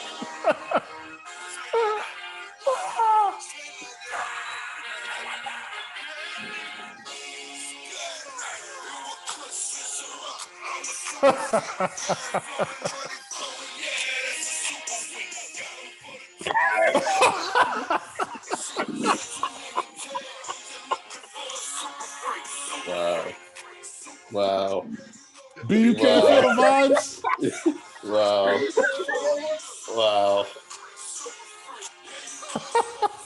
B, you can't be in a strip club like that, man. You gotta turn up. No, I'm just blown at Shaun. Just like I'm gonna just give you like $7. Just throw that shit in the air. just Shaun just stunting on the pod right now, man. Like y'all wish if we had like let me trace this IP address. Okay, that's the address. If we had like 100 or like 200 viewers, yo, I know people like, damn, yo, Shaun stunting like that, yo. He about that. Blurred. Like, damn. They counted all the bills. So that's the 20. That's the 30. That's the 40. It's like, okay, that's at least $35. Yeah.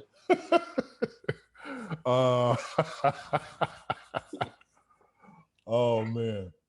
Yeah. It will be time. It'll be a lot of money being spent. Oh boy. A lot of bad decisions being made. And the parade is going to be off the chain too. They're going to be twerking at the parade. What is you talking about? Yep. Shit. Hands on my knees, shaking ass on some thought shit. Yo, matter of fact, you know what's going to happen? If Atlanta goes to the finals and they win, nigga, it's going to be Freaknik that weekend. Freaknik is coming back. If Atlanta wins, it's going to be Freaknik. Let's go, Hawks. Let's go, Hawks. Let's go, Hawks. Oh man. Yeah, man. That would be dope. That would be a dope situation. Like of all the cities that have not won that you would like to see win. Yeah. You want to see Atlanta? It might be like inauguration weekend when Obama got elected in Atlanta. If the Hawks win. Yo, you know what's crazy? What if not long after they win, right? Like a week later or so, next thing you know, here's a new single from Outkast. Damn, it took the Hawks to win. For Outkast to put on the album. Shit. Yeah. New single from Outkast. You know, new Dungeon Family collaboration coming out. Oh shit, Jazzy Faye? Shit. I ain't seen that nigga since 04. Sierra made a new track. You know what I'm saying? Sierra had another fucking baby. Yeah, Sierra gonna pop out another damn baby. Hey, Mr. come back with a new album. Got Russell like, babe, they won. Again? Fuck. Yeah, Mr. reunite and come back with a new album after Black Mirror New Lasses. Mr. Oh, wow. Really, nigga? That nigga. Wow. Like, damn, son. Hot damn. Do we have sleepers? Wrong podcast. Sorry. This nigga said, Miss Blackberry molasses. Bouncing all them cats. Back. Yep. You gotta keep pushing on. The sun, the rain, all the time. It's gonna be some heartache and bang. So everybody reunite. Everybody start making new music after Atlanta goes to the finals. Hot damn, yo. That's crazy. Now, if we move on to something a little little less jubilant and joyous. Take it to the city of Philadelphia, where Philly fans is tight. Philly fans is trying to get Ben Simmons the fuck out of here on some DNA shit. Shout out to DNA. And we was kind of talking about some of the potential trades because people feel like Ben Simmons just is not going to be in Philly next season. I'm not 100% sure that that's the case, but if we're thinking about it, Ben Simmons is like 24. Yes. He's owed $140 million over the next 4 seasons. Money. Which averages out to like 33 mil a year or something like that. And so a few different trade propositions have been thrown out there. I am just kind of thinking about like what would be the best fit. Like where could Ben Simmons go with his skills? Because again, he was first team all defense. Mm-hmm. You know, he can handle the ball. He can pass and all of that. And he's like 6'10", 6'9", 6'10", or something like that. Sure.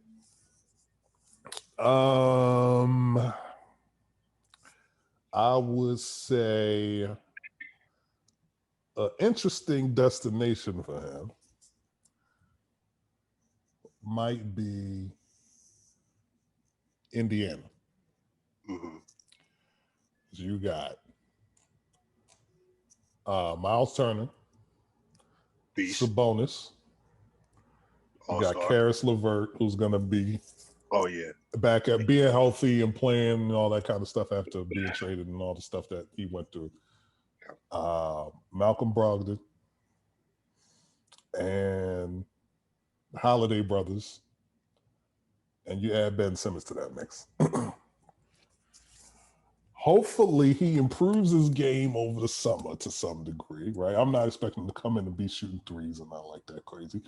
But can you make like a foul shots and shoot like a 15, 18? This nigga was 33% from the free throw line. That makes Shaq look like Steph Curry. What the hell? True. You think I could be 33% from the free throw line? Like, shit.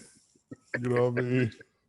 Coming off of not shooting, playing, you know what I mean? Like, let me just do my Giannis 15-second foul line routine. 15, 20 seconds. You know what I mean? I could get you close to 50%, if not higher. You know what I mean? Ooh. That's all you've been doing. That's all Giannis doing. It's crazy. Yeah. A lot of people have been talking about Dame Lillard getting traded this offseason. That nigga be on his phone just, Yeah, you know, I'm about to shoot these free throws. I'm going to hit you back. Struggling basketball. Cheerleader. Hey, what's up, there? This for you. This for you. Man. So, yeah. But, I don't know. I was feeling the Chicago one with Levine. Oh yeah. So let me tell you what was out there, right? Here's a few of them that was out there. Simmons to the Clippers for Patrick Beverly and Luke Kennard. There was one for Sixers or Raptors. Siakam for Simmons.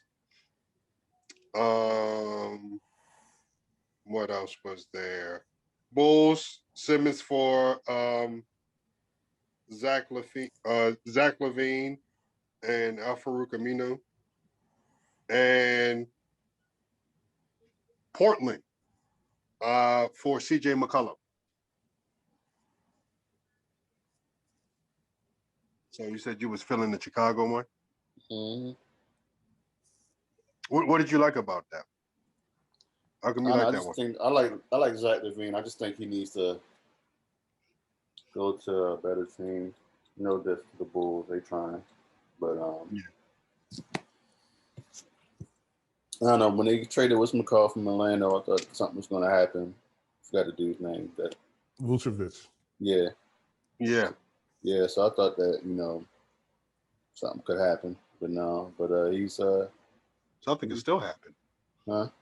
Something can still happen going into next season. Yeah, we'll see. But until then, I mean that's not a bad option with Ben Simmons. I'm not feeling the McCollum. Kinda. It could. I mean, I like CJ and Lillard together. Yeah. But they're good tag team. Yeah. What was the other one? The Clippers. Yeah, Luke Kennard, Patrick Beverly. Nah, Kennard. He's a good player. Tell me like even pronouncing the nigga name right. Kennard. Kennard. Oh, sorry. Yeah, Kennard. They're going by what got it looks like. A black name for a last name, but a white dude. Actually, I just thought about that. Okay, Kennard. I didn't know. Anyway, go ahead. Because I've never seen. I've seen him, but I've never heard people say his name. So I'm going by what it looks like on paper. But I feel Kennard. Yeah. Pardon me. I don't see that happening. No. Yeah, the no, he's worth more than that. Come on now. Exactly.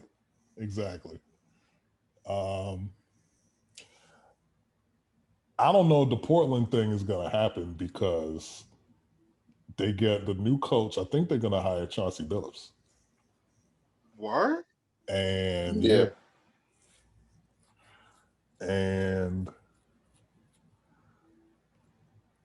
he was on the coaching staff for who? Who was he on the coaching staff for?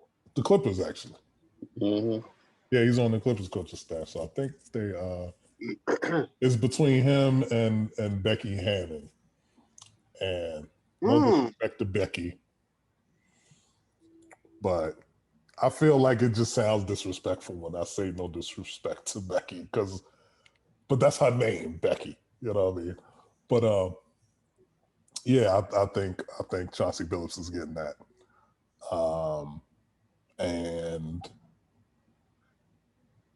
being somebody who played in the league, they got the W. They worked them Shaq and Kobe Lakers in that last year. And they didn't have one of them teams that, was like, they didn't have a stacked team where you just be like, yo, the Pistons, they're going. You know what I mean? They just had a good team, a solid team. Everybody played their role, and, they made it happen. And I think they could build something like that in Portland around Dame and CJ. And hopefully they have some better luck with the health, and people's health, over the next season or two.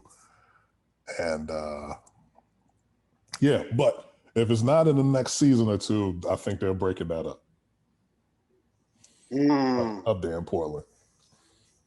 No, I feel that. You know what I mean? I feel that.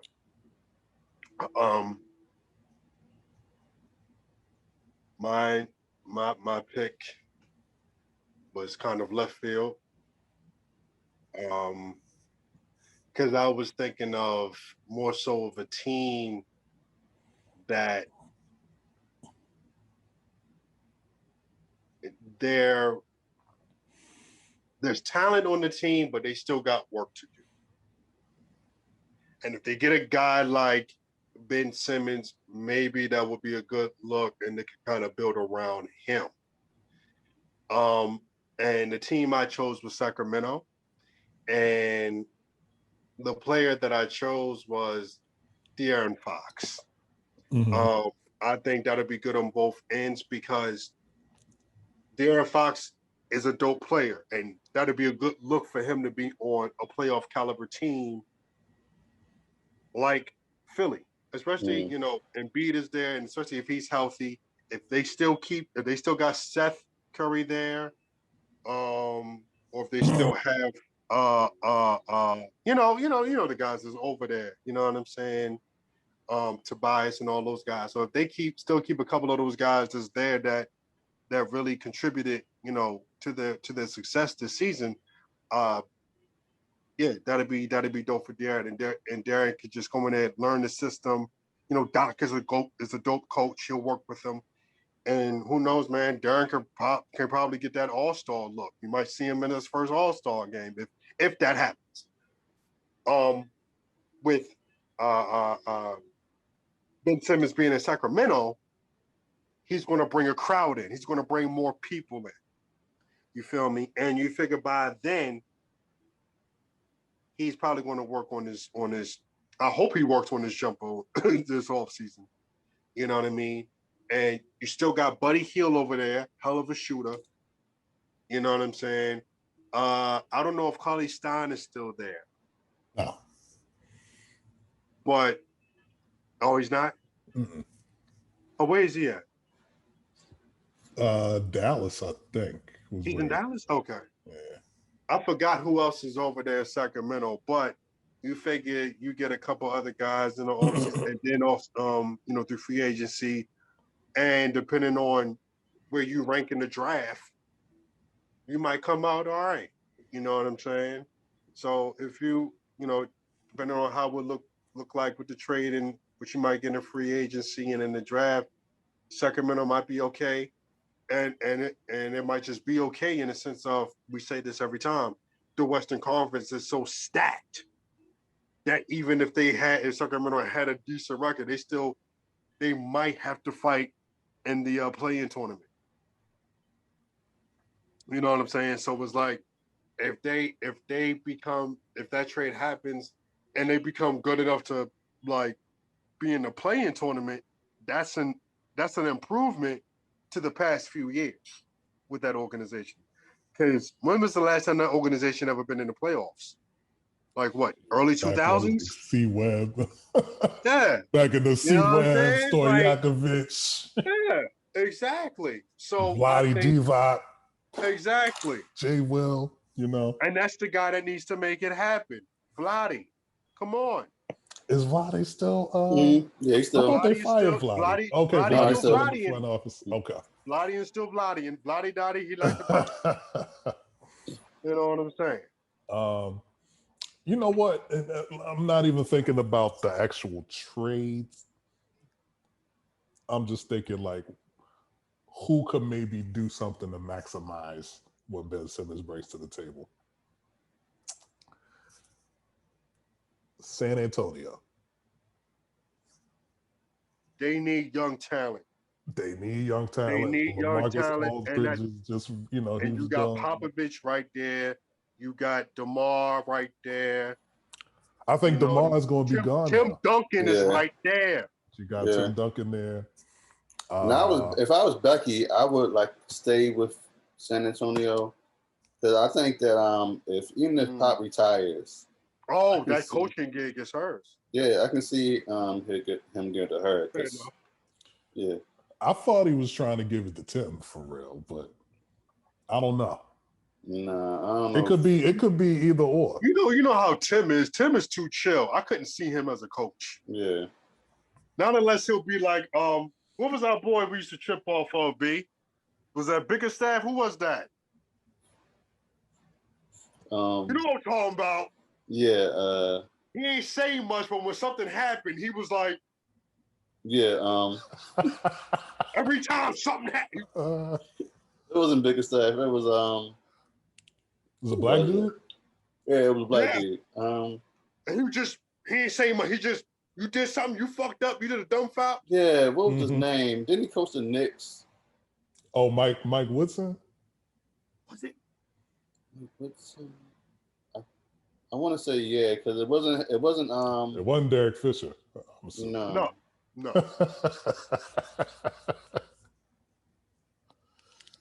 it Mike Woodson? No. It was I don't know, but moving on. It was back in the day though. It was like early 2000s or something. And so he probably like coach. retired now. Yeah. Did he coach like LeBron at one point? He was a dark skinned dude, wasn't he? Like dark skinned. What was his Man, name? it's been so long, y'all. Yeah. I forgot. I know you're talking about. I just can't. I'm picturing the face too. I just don't know his name. Right, like, cause I remember that bug, yo. Like, yeah, cause he always like. We both was watching the game, Mm-hmm.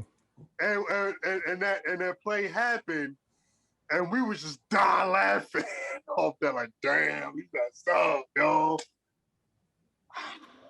But I see Tim Duncan more like a Kareem, like Kareem did, like when he was assistant coach for the Lakers, but he was on the low. He wasn't up them the bench. He was up there in the stands watching the game, and he helped. Yeah.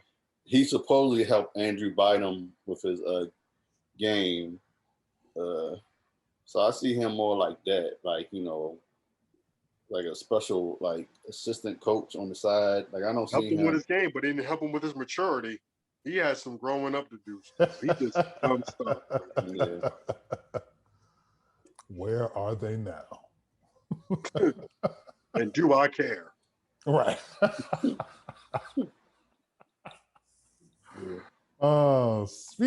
know what? What did somebody say? I heard Trick Daddy had.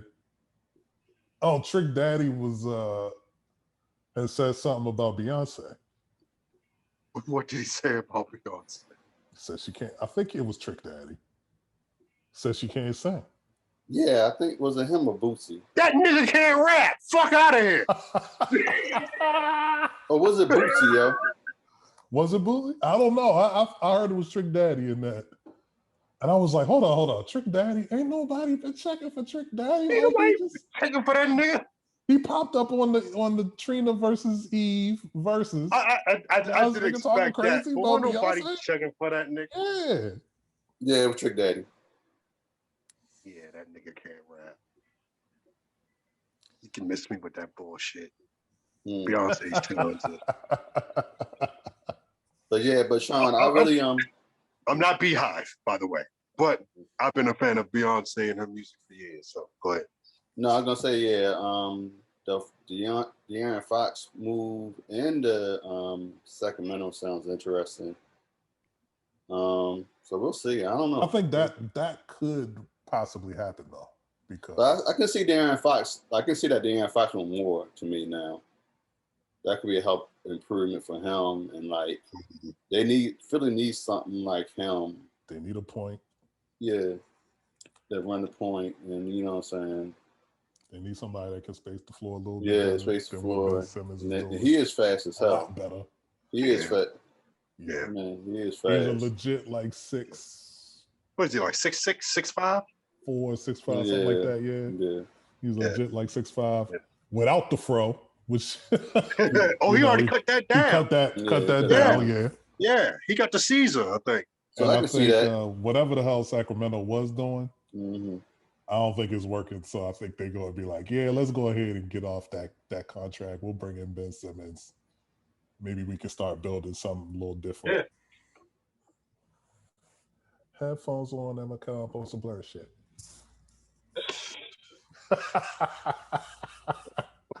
God, make a remix. It's so crazy, yo, because I just found out she don't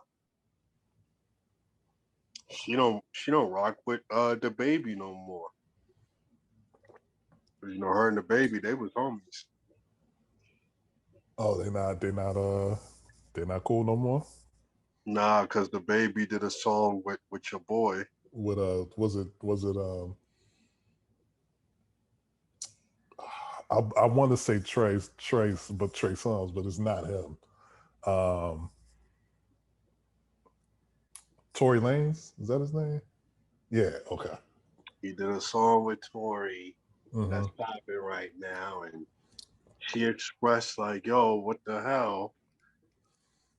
The baby's like, he not really tripping off of it. He was just like, yo, she's like, you say one thing, but then your actions show something completely different. And the dude shot. Like, what's up with that? And the baby's like, yo, you still on me, whatever, ain't no, you know. And but you could tell she felt the way, and that was it with that. I was like, dang, yo, that's crazy, man. You know what I mean? Because they made some dope songs together, man. They really did.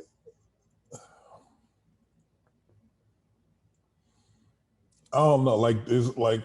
Is this ain't no industry shit. This is like, yo, this nigga shot me. I don't fuck with him. You know what I mean? Because he Because a shot lot me. of people thought it was like, oh, this is some publicity shit. This is like, nah, yo, this is real. Like, Yeah. she really got shot by this nigga. You know what I mean? And to be honest with you, not too many people is really rocking with dude like that. He tried to put out a project after it happened, trying to explain his side of it, but niggas was like, nah. Like, we don't want to hear that right now, bro. You know what I'm saying? So that's not even what we here to talk about, but Nah.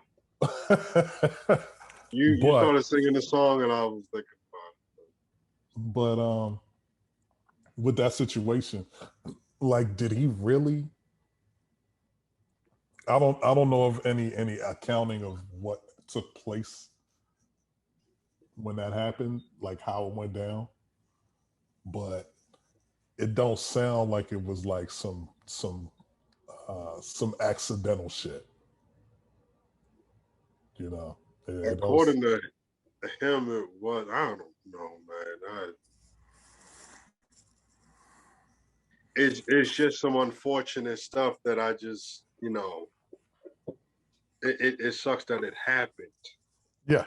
You know, and it brought this divide between these people, these talented, you know, these talented artists. I've tried to go back on the chat. I forgot this is a whole new thing, so the stuff that was in the chat is not in there. Oh, my fault. But what is it that we just copy and paste it real quick? But okay, you copy and paste. Because I want to say we get into some blurred stuff. Yeah. So, you know, it's just a couple of things. You know what I'm saying? Real quick, you know, it seems like if not every episode, but every other episode, it's like we're talking about this Flash movie. We all know that Michael Keaton will be in it, and he will be playing Batman in it. One of the, I think it's a couple of Batman in it, but his Batman is in it, right? Not only will he be in it, but the Batmobile that he drove, and I guess the first two Batmans that he did, is going to be in it. You know, Breon, if you can, put that joint in, a picture of that Batmobile, so it can come out post when this is out. So just in case, you know, y'all forgot what it looks like, we'll put it up. So that's one cool thing to see, because the Batmobile is like one of the coolest cars in pop culture history, in my opinion. You know, it's him, all the Aston Martins that James Bond has drove. We're gonna go Kit. Can't forget the DeLorean. You know what I'm saying? From Back to the Future. There's a couple other joints I'm probably forgetting to mention. Oh, people love the car from Dukes of Hazzard.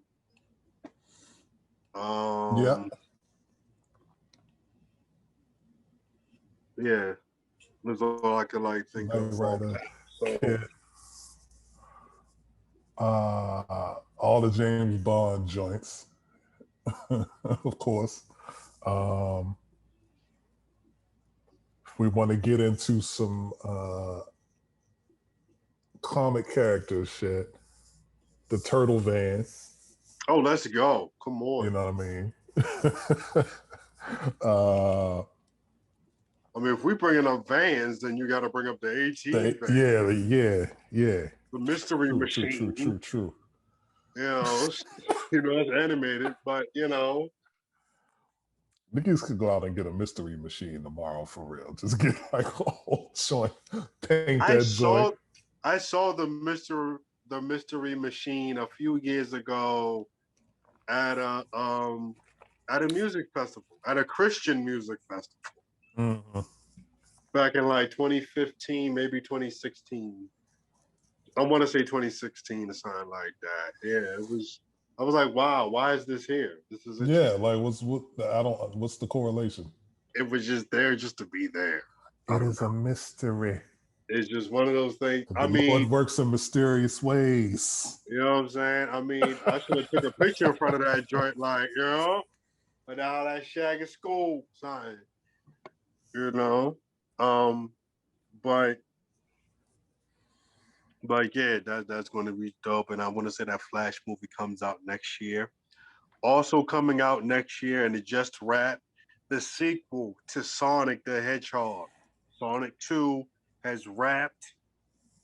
Don't know much about it, but what I can tell you is that Jim Carrey is returning. Tails will be in it. Of course, Jim Carrey is returning as Mr. Robotnik. But he got a weapon with him.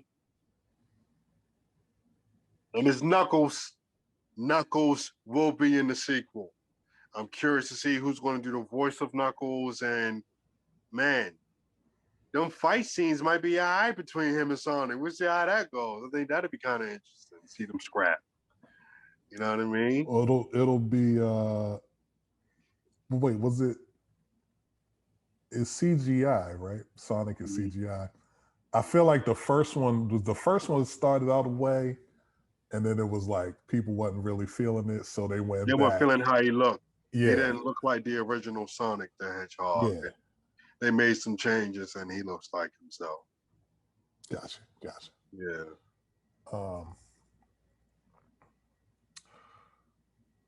Dope. I'm loving that they're incorporating some of the other characters. Who knows? This it could become a franchise that goes maybe even a third, or maybe just some joints like spinoffs that for TV purposes. But I'm surprised. I'm actually surprised that there is a second one. So I'm not. Yeah. Because that joint was number one in the box office, and it made his money. So, because you got to think,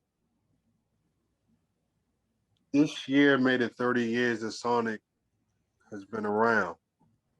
So you talking about, we was kids when Sonic came out. No doubt. Now, I was a Genesis kid. A lot of people our age, they got kids. So, and they have played a Sonic game, probably. It was like, or watched the cartoons and the animes that have come out. And they're like, oh, word? He got a movie. I grew up watching Sonic. My kids is watching Sonic or playing Sonic. Let's go to the movies and check it out. So it works for the nostalgia factor for the parent, and then for the, for the current status of the joint for the kids. You know what I mean? So it works both ways. You know what I mean? So it comes out next year, I want to say in the spring, which is cool. So yeah, looking forward to it 100%. Take my god kids to go see it or something. Outside will be in full effect by next year. And it's trying to be in effect now, man, because, exactly. This past couple of weeks, man, I've been seeing, like, last time we talked about Rolling Loud and a couple other little joints. Some more stuff is being announced. Different tours and stuff is being announced. I just saw that Conway and Stove God Cooks is gonna they're gonna be having shows. They're having a show here in September. Yeah, definitely going to be in the building for that. Fans of both acts, and then a big one got announced. Throw them W's up, man. You talking about the Three Chambers tour? In the Three Chambers, we talking Jizza, we talking Raekwon, and we talking Ghostface. The three of them is touring. They're going to be performing all the way through their class. Turn it up. I heard that. We back. know what I'm saying? Let's go. To the sharpen your sword. Classic shit right here, man. We at the weed gate waiting for Jake. You want 8 ravioli bags, 2 thirsty villains yelling belly yanks, heavyweight rhyme writers. Yeah. You're the You the only nigga I know. Like when the cops come, you never hide your phone. I was just thinking about this last week when I was listening to that track. Like, hold up. He pulled out a letter from this white chick who talking about you the only nigga I know. Like when the cop, that's crazy. I never peeped that. That was the first time that ever crossed my mind. You know what I mean? Like, because you just be so enthralled in just the sound, the music, yeah. you know. But when I was like, huh. All right. I mean, that's just so old. He had one verse on one song off that album. What did he say? It was a quick story. He was like, bottles going off in the church, broke the wine, slapped the pastor, didn't know Pop had asthma. He pulled out his blue Bible, change fell out his coat, 3 condoms, 2 dice, 1 bag of dope. Ooh, Rev ain't right. His church ain't right. Deacon is a pimp. Tell by his eyes, Mrs. Clark said. Brother Starks, meet you at the number spot. Heard you got red tops out, and I won a lot. Shirley fainted, dead on the spot. 2 ushers slipped $80 right out the pot. Oh, shit. Like, this is a crazy ass show, bro. I ain't never heard no stuff like that. Man, like imagine not speaking English. And so like, yo, here, just listen to this. Just pay attention. You know what I mean? It might be a little difficult, might not make no sense, but you know, this will help you learn English. And it's like a Ghost album. You know what I mean? You could do that with Supreme Clientele, and you could do that with the Camp Low album, because them niggas was right up there with Ghost. I was like, what is these niggas saying? But it's dope. And but yeah, so with this tour, right, Jizza's performing all of Liquid Swords. Mm-hmm. Ray is doing all of the Purple Tape, and I want to say Ghost is doing all of Iron Man. So I personally would love him to do all the Supreme Clientele because they celebrate. Because last year made it 20 years of that album. Mm-hmm. So, but man, I know they coming through the Baltimore area. Well, they're going to be in the Fillmore on December 1st, I want to say, and then That's December 3rd. Spring, right? Yeah, and then December 3rd they're going to be at Baltimore Soundstage. Yeah, definitely trying to get a ticket. You know what I'm saying? To be in the building for that. You know, I think I low key already got a fit for it. So nigga, you already have a fit for it. Ain't no damn low key. you got about 3 fits for it, actually. Nigga, let me get a shirt.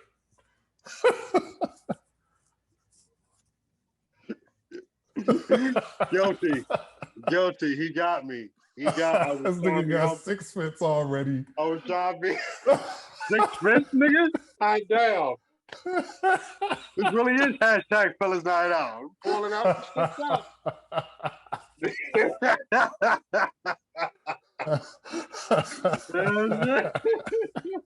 you know what I'm saying? You might want to cop some new kicks or something. Just, you know, it'll be like around holiday season. I'm wearing Tim's for that shit, nigga. What? It's December? Come on, I gotta wear Tim's, bruh. That's true. Tim's, that's true. Hoodie, you going with the fresh Tim's? No. Yeah. No. We getting some black leather joints. Come on now. You getting some black leather joints. Or I might pull up with some Nike. Or the Wiley's. You're not gonna come up with the Wiley's? With the Wiley's? I wish. Oh man. Nigga, if it wasn't, if that was like in the fall, real rap. Because you know it's going to be December, but you know we might mess around and get one of them warm weekends, and it'd be like that'd be like crazy. 65 outside or something. You'd be like, but if it was, but if this was like in September, I would have showed up. I legit would have pulled a Ghostface and showed up with a polo robe Just Yeah. whatever. This is Ghostface shit. Come on. There's no dress code for this. Let me in my polo roll, boy. With a fake ass eagle, just what up? Hey yo, you know what? That might be my Halloween costume. That's a that's a cosplay. I might have to be Ghost one day. Like a trophy eagle joint on your arm and a wave cap. Nigga, you Ghostface. You're Ghostface. You might have your phone playing his music, but you're Ghost, my nigga. That's Ghostface. Yo. What? Yes. That's a fit. That's a cosplay. Yes, yo. Ghostface cosplay. That's wild, man. Actually, we gonna have to talk off Wax about this. That might be an idea right there. Oh man. Oh, that's yeah.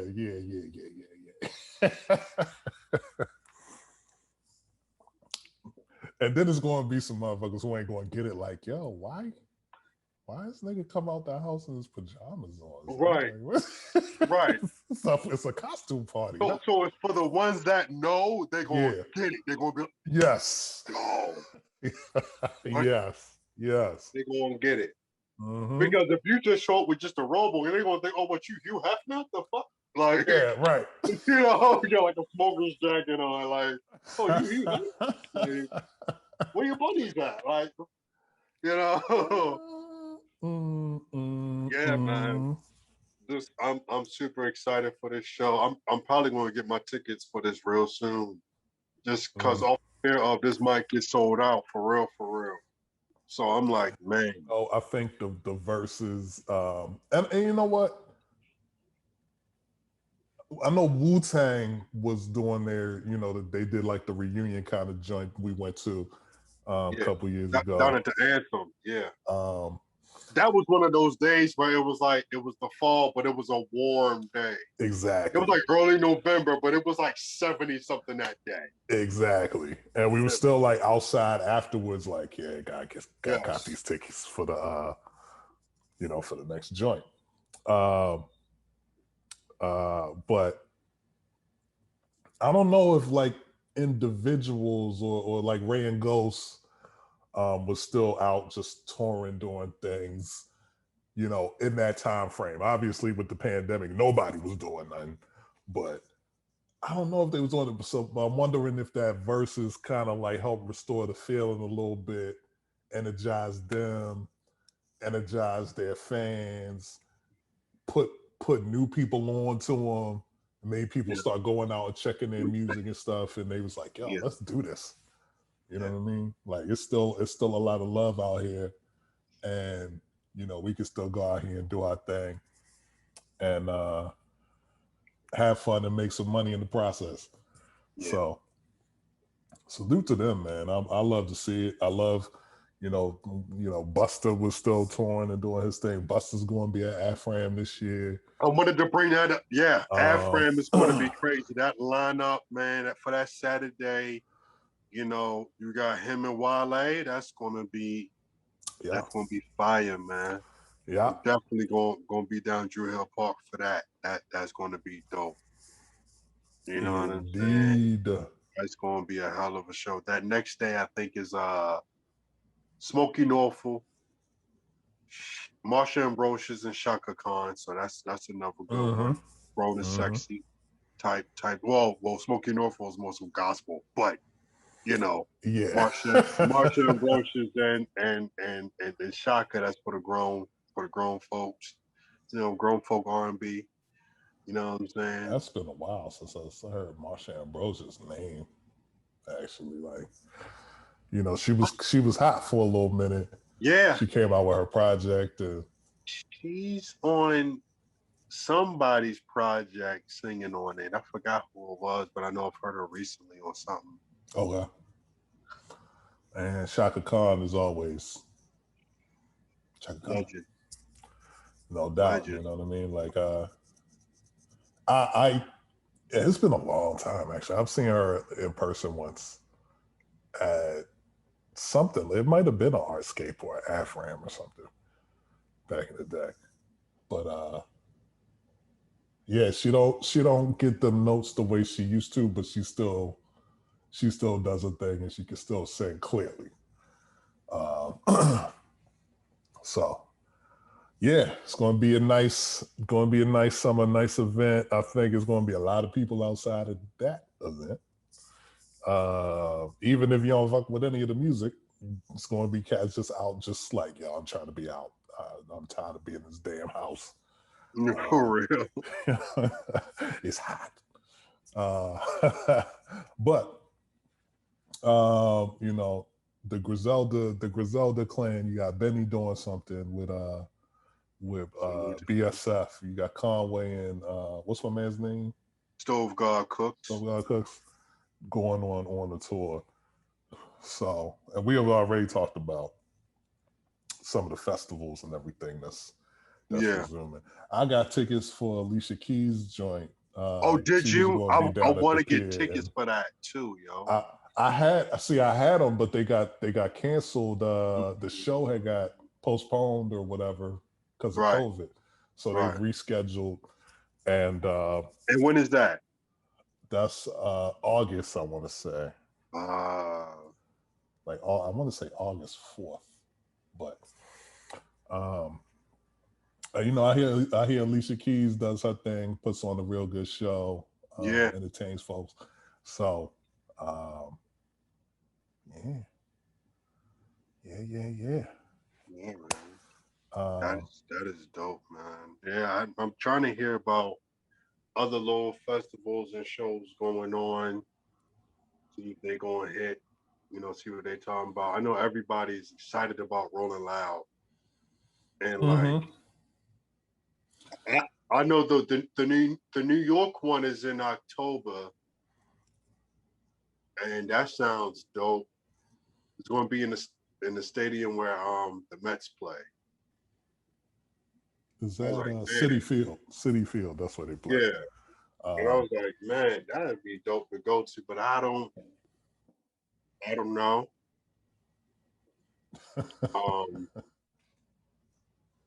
About that joint. Because I feel like there's certain joints that I'm excited about and that I do want to go see. At the same time, I'm like, a part of me want to wait till next year for quite a few things just because I'll feel more safer with that. And I think what you know, it'd be a bit more freeing in the sense, you know, we definitely won't be wearing masks like that. I might personally still keep my mask and stuff. Yeah. To be honest with you, just because at the end of the day, you still got some nasty people out here, man. Nasty, germy people. You know what I'm saying? So yeah.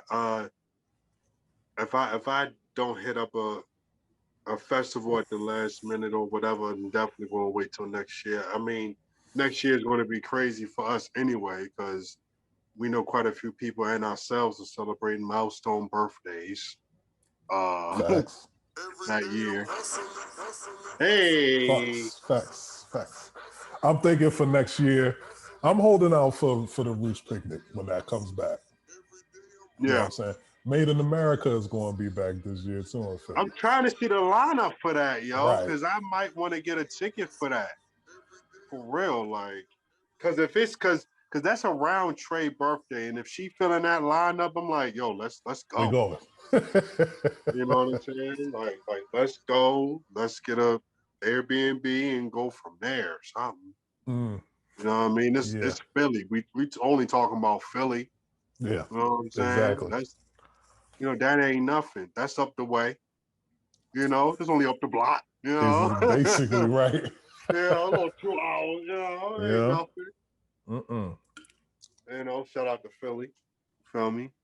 So yeah, that's what I'm holding out for, man. When I decide to get back on the festival tip. Yeah, I mean, I eventually want to do. My boys was talking about WrestleMania, but I'm like, I've heard so many talks about going to WrestleMania. At this point, I'm like, actions need to happen with that. Okay. Because that's been on my bucket list for years, and I want to go. Where's it supposed to be at next year? You know, Dallas. So they're gonna be where the Cowboys play. oh, they're going to be in Jerry World. Yeah. Nice stadium.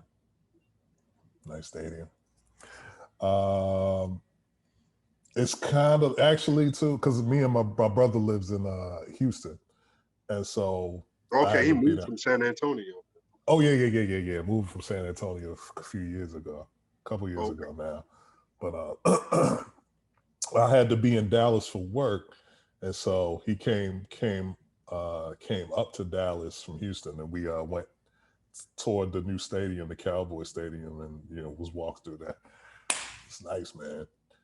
Nice. They got little areas. It's like areas where the fans will be, just in the stadium and seats and going out to the concession stands or the bars or whatever.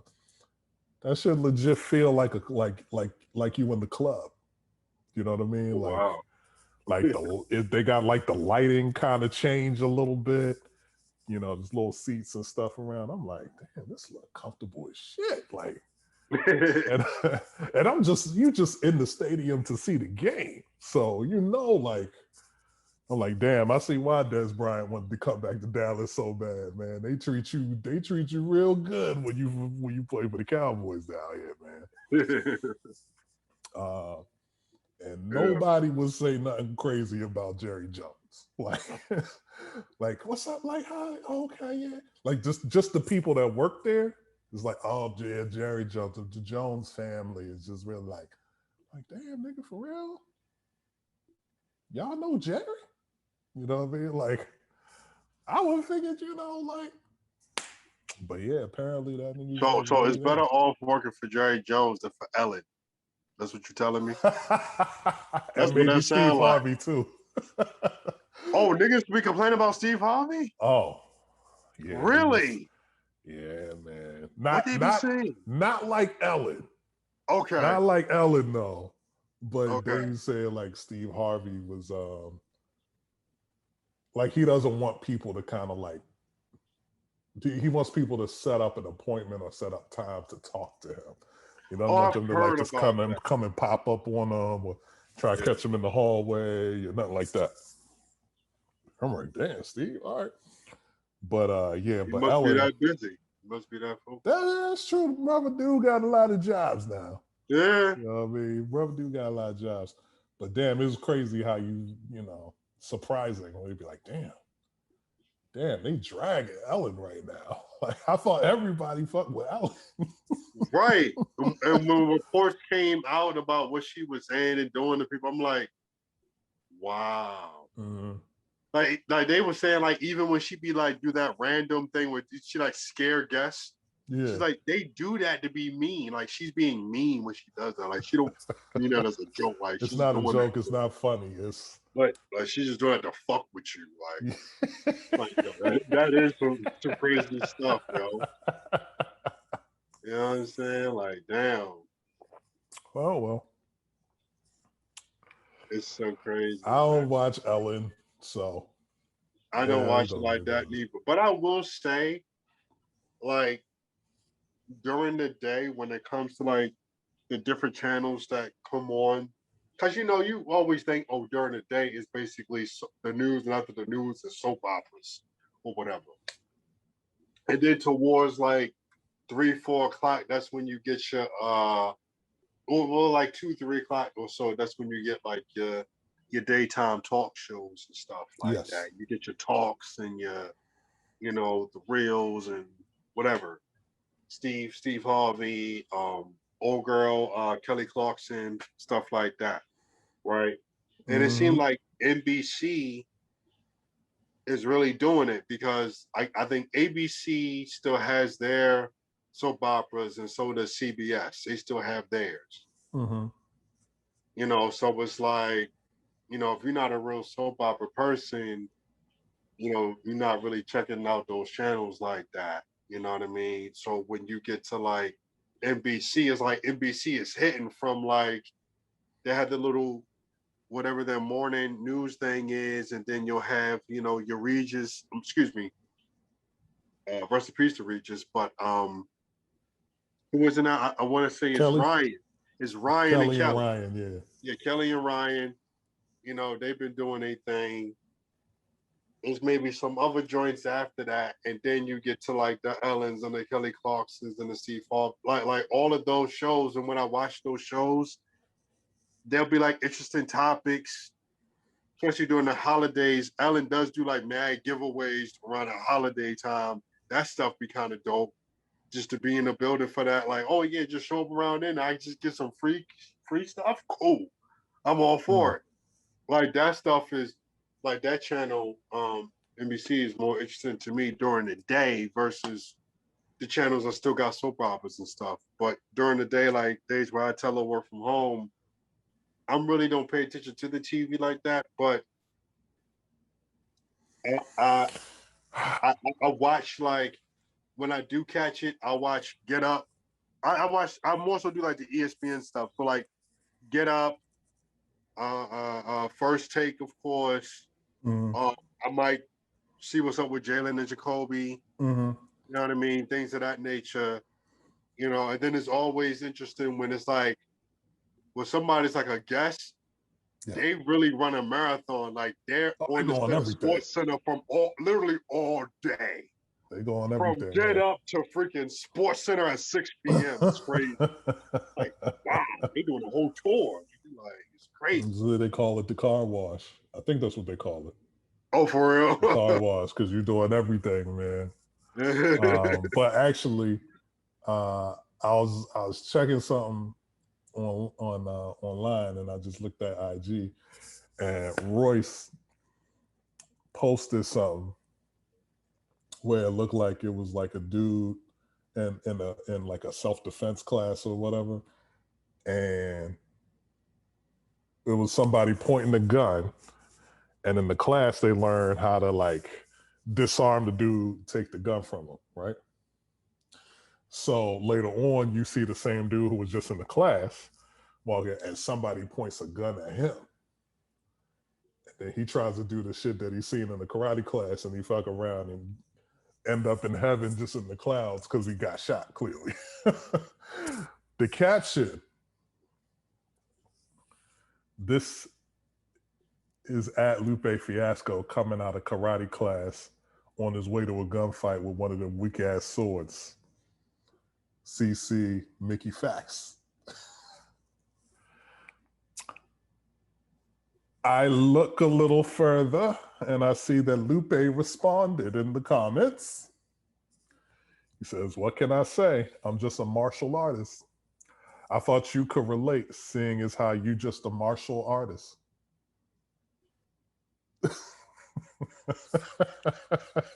This has been episode 34 of Everything. Yeah.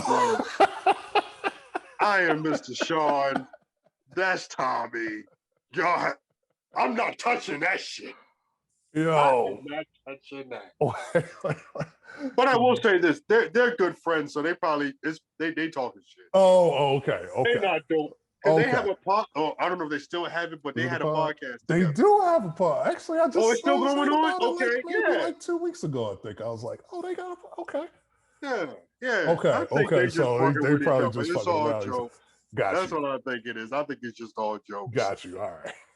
Because I was like, damn, where's this coming from? So he's like, what? But I mean, if you want to do a, you know, if you want to do a what if you want to go that route, we can go that route.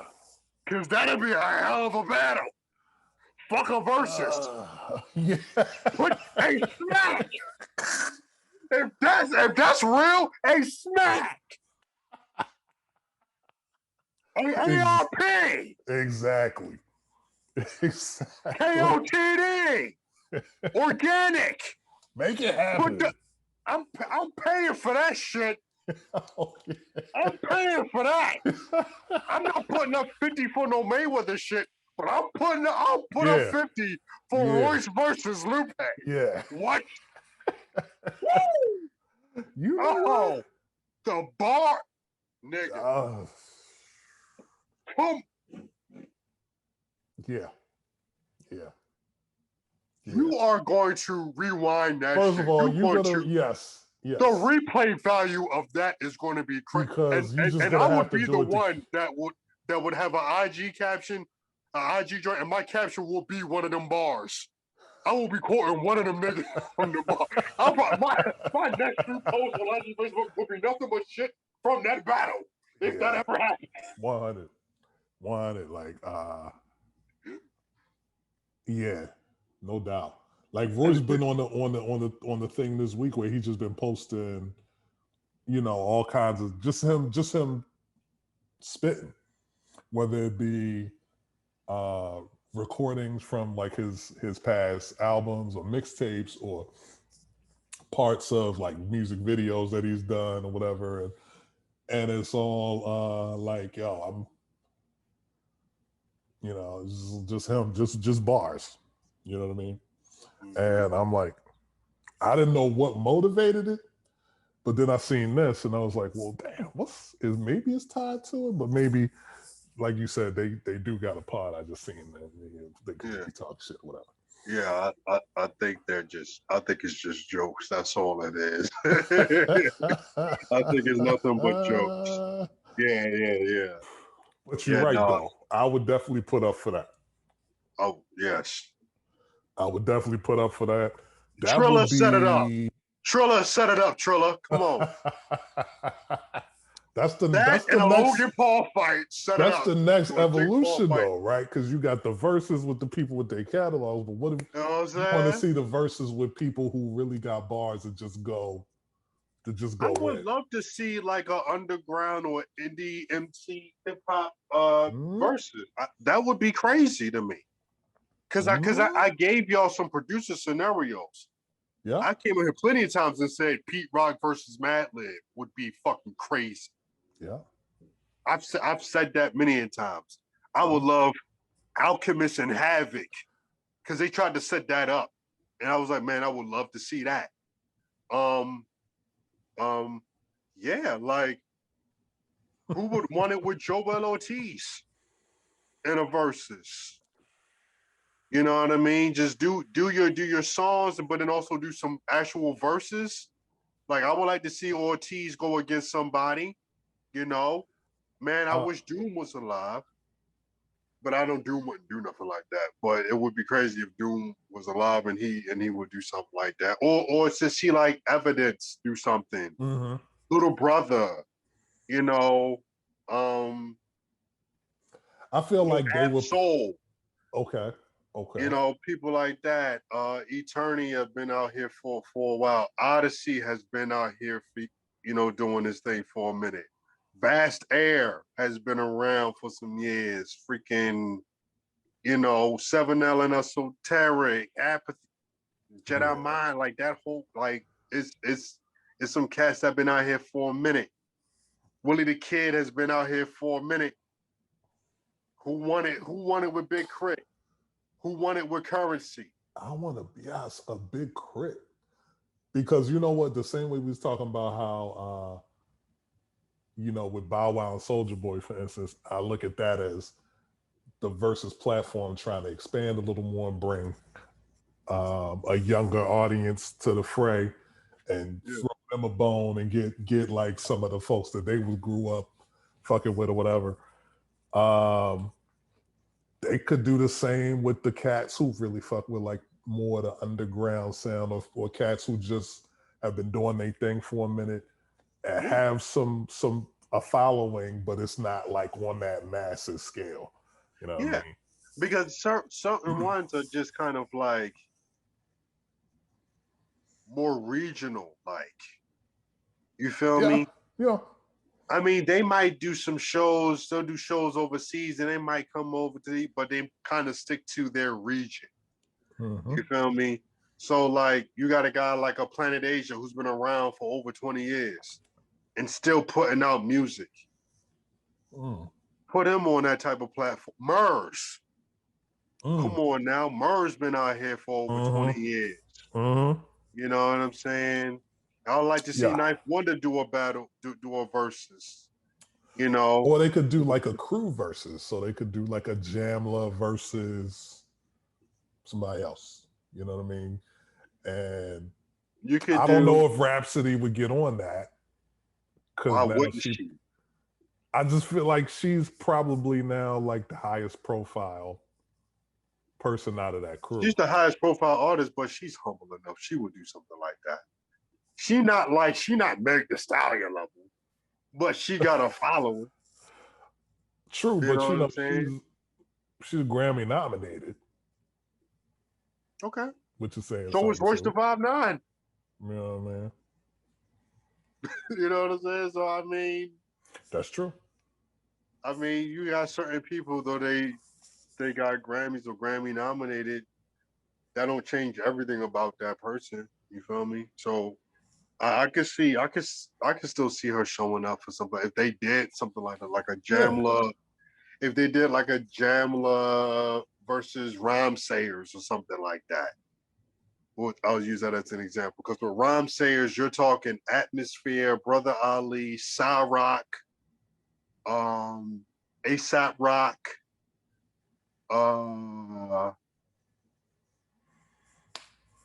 and a couple other people that I can't think of. POS, something like that. You know, so you got some people, you know, off there. Evidence is signed to Rhyme Sayers. You know, so you got some people right there. You got some people on Stone's Throw. Let's see Elzai do a little something. You know what I mean? Let's see Was Elzai putting out anything? Elzai put out an album last year, hard as hell. What's it called? Get knocked down 7 times, stand up 8, something like that. Something like I was just listening to it not too long ago, like a week or so ago. Went back to that album. All right. Well, Yeah. I'll wrap this up. I think I jumped the gun a little early when I played it, but your man Rose. Oh yeah. Go ahead. Let's talk about it. In the age of COVID, where it's a shortage with every damn thing now, Every damn thing, including the chicken wings. You know, it's there's a shortage pivoting. on crabs. For those that's in Maryland, you know we love our crabs. There's always, There's a shortage on that. It's pivoting from the chicken wings, so going from WingStop to Thigh Stop. I think it's going to be very successful for the gentleman. Yeah, because again, the wings are wings. You know what I mean? Wings is just the great party food or the great, you know, quick snack or a little dinner when you're not trying to get too crazy with it, but you don't want to go and get like just some straight fast food garbage. And if you can't have the wings, the thighs is the next best thing. So I'm actually curious to see how that does. If it catches on, and if he says even after the shortage, we still going to keep a thigh stop or two around. You know what I mean? Because it might be cats who really just fuck with the thighs, off, you know, instead of just the chicken wings. I mean, well, it might be like I'm looking at the thighs in a whole new light now. Yeah. You know, it's going to be interesting. I do enjoy thighs myself.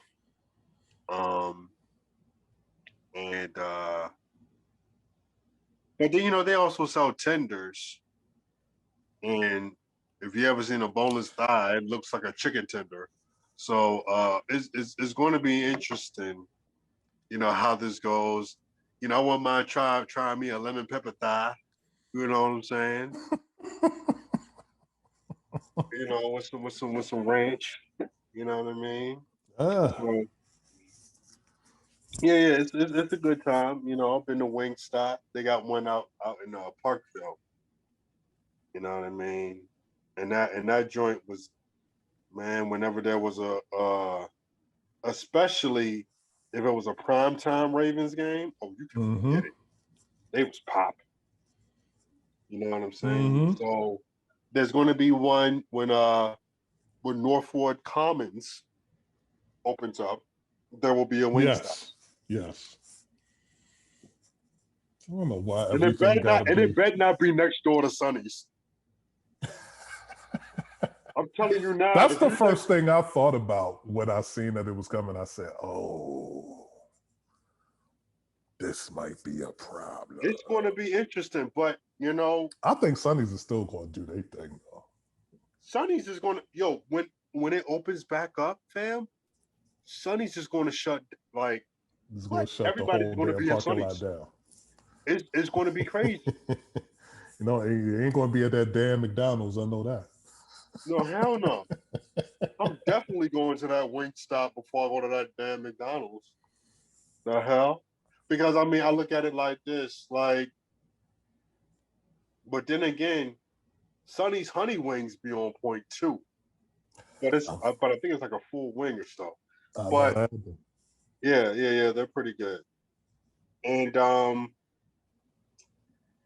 so it's like it's two different things in a sense, because Sonny's is more so they serve breakfast, lunch and dinner. They sell fish, shrimp, breakfast food, stuff like that. Western fries, or scallops, all that stuff. Whereas WingStop is your fries, your tenders, your wings, the end. You know what I'm saying? So it's like it's a different little occasion kind of thing. You know what I mean? Yeah. Because I'll be in the mood for Sonny's just because.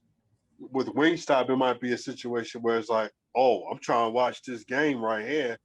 Let me get some wing. Boom. They right around the corner. Yeah. I ain't got to go too far to America's Best Wings. But America's Best, you got some fire wings too. But, they right there. They're closer to me. So I would definitely hit them up. Damn, I wonder how America's Best. I know they sell tenders too, I think. I think they do sell tenders. They sell fish, shit like that. Mm-hmm. Yeah, man. Yeah, but I think he's talking about wings now. He's talking about chicken. It's time to wrap it up.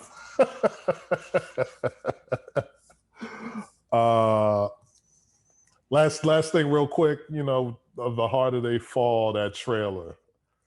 I didn't even watch it. So. You didn't check it? So it looks like it's a black Western, I should say. All predominantly black cast, if not all black cast, as far as the lead roles. Regina King, Jonathan Majors, Idris Elba, Lakeith Stanfield, Delroy Lindo. He has to be the villain in this shit. Maybe, yeah. And man, I don't know. I really don't know what's up with it. I know it's going to be a Western, but from the trailer, I was wondering if there was going to be like a racial component to it. Maybe. You know what I mean? Maybe. But especially around that time. Oh yeah. But reading the synopsis, it seems like it's not. There was no mention of the racism. It was more like there's a beef between, some of the black leads in the cast, and based on whatever their stories are in the movie. And I don't know. It looks entertaining. It's going to be on Netflix, so I'll be looking out for that. The Harder They Fall. Regina King, Jonathan Majors, Idris Elba, Delroy Lindo, Lakeith Stanfield. I hope Lakeith Stanfield also gets his props early. I don't want him to be like Terrence Howard, Samuel L. Jackson, doing this thing forever, and then finally starts receiving the love, as they're later on in their careers. You know what I'm saying? Yeah. Also, looking forward to Atlanta when that joint comes back on. You know what I mean? Whenever that gets back cracking, you know what I mean? So, speaking of Atlanta, Zazie Beetz also the harder they fall. And on that note, that is Everything's Blurred, episode 34. Just shout out to everybody watching. Spread the word. Subscribe to the channel. Follow us on all social media. Everything's blurred on everything. Forgot to mention, I believe we are in cancer season. Shout out to the Gang, cancers. You know what I'm saying? You know, we got a cancer, you know, within the blurredom. You know what I'm saying?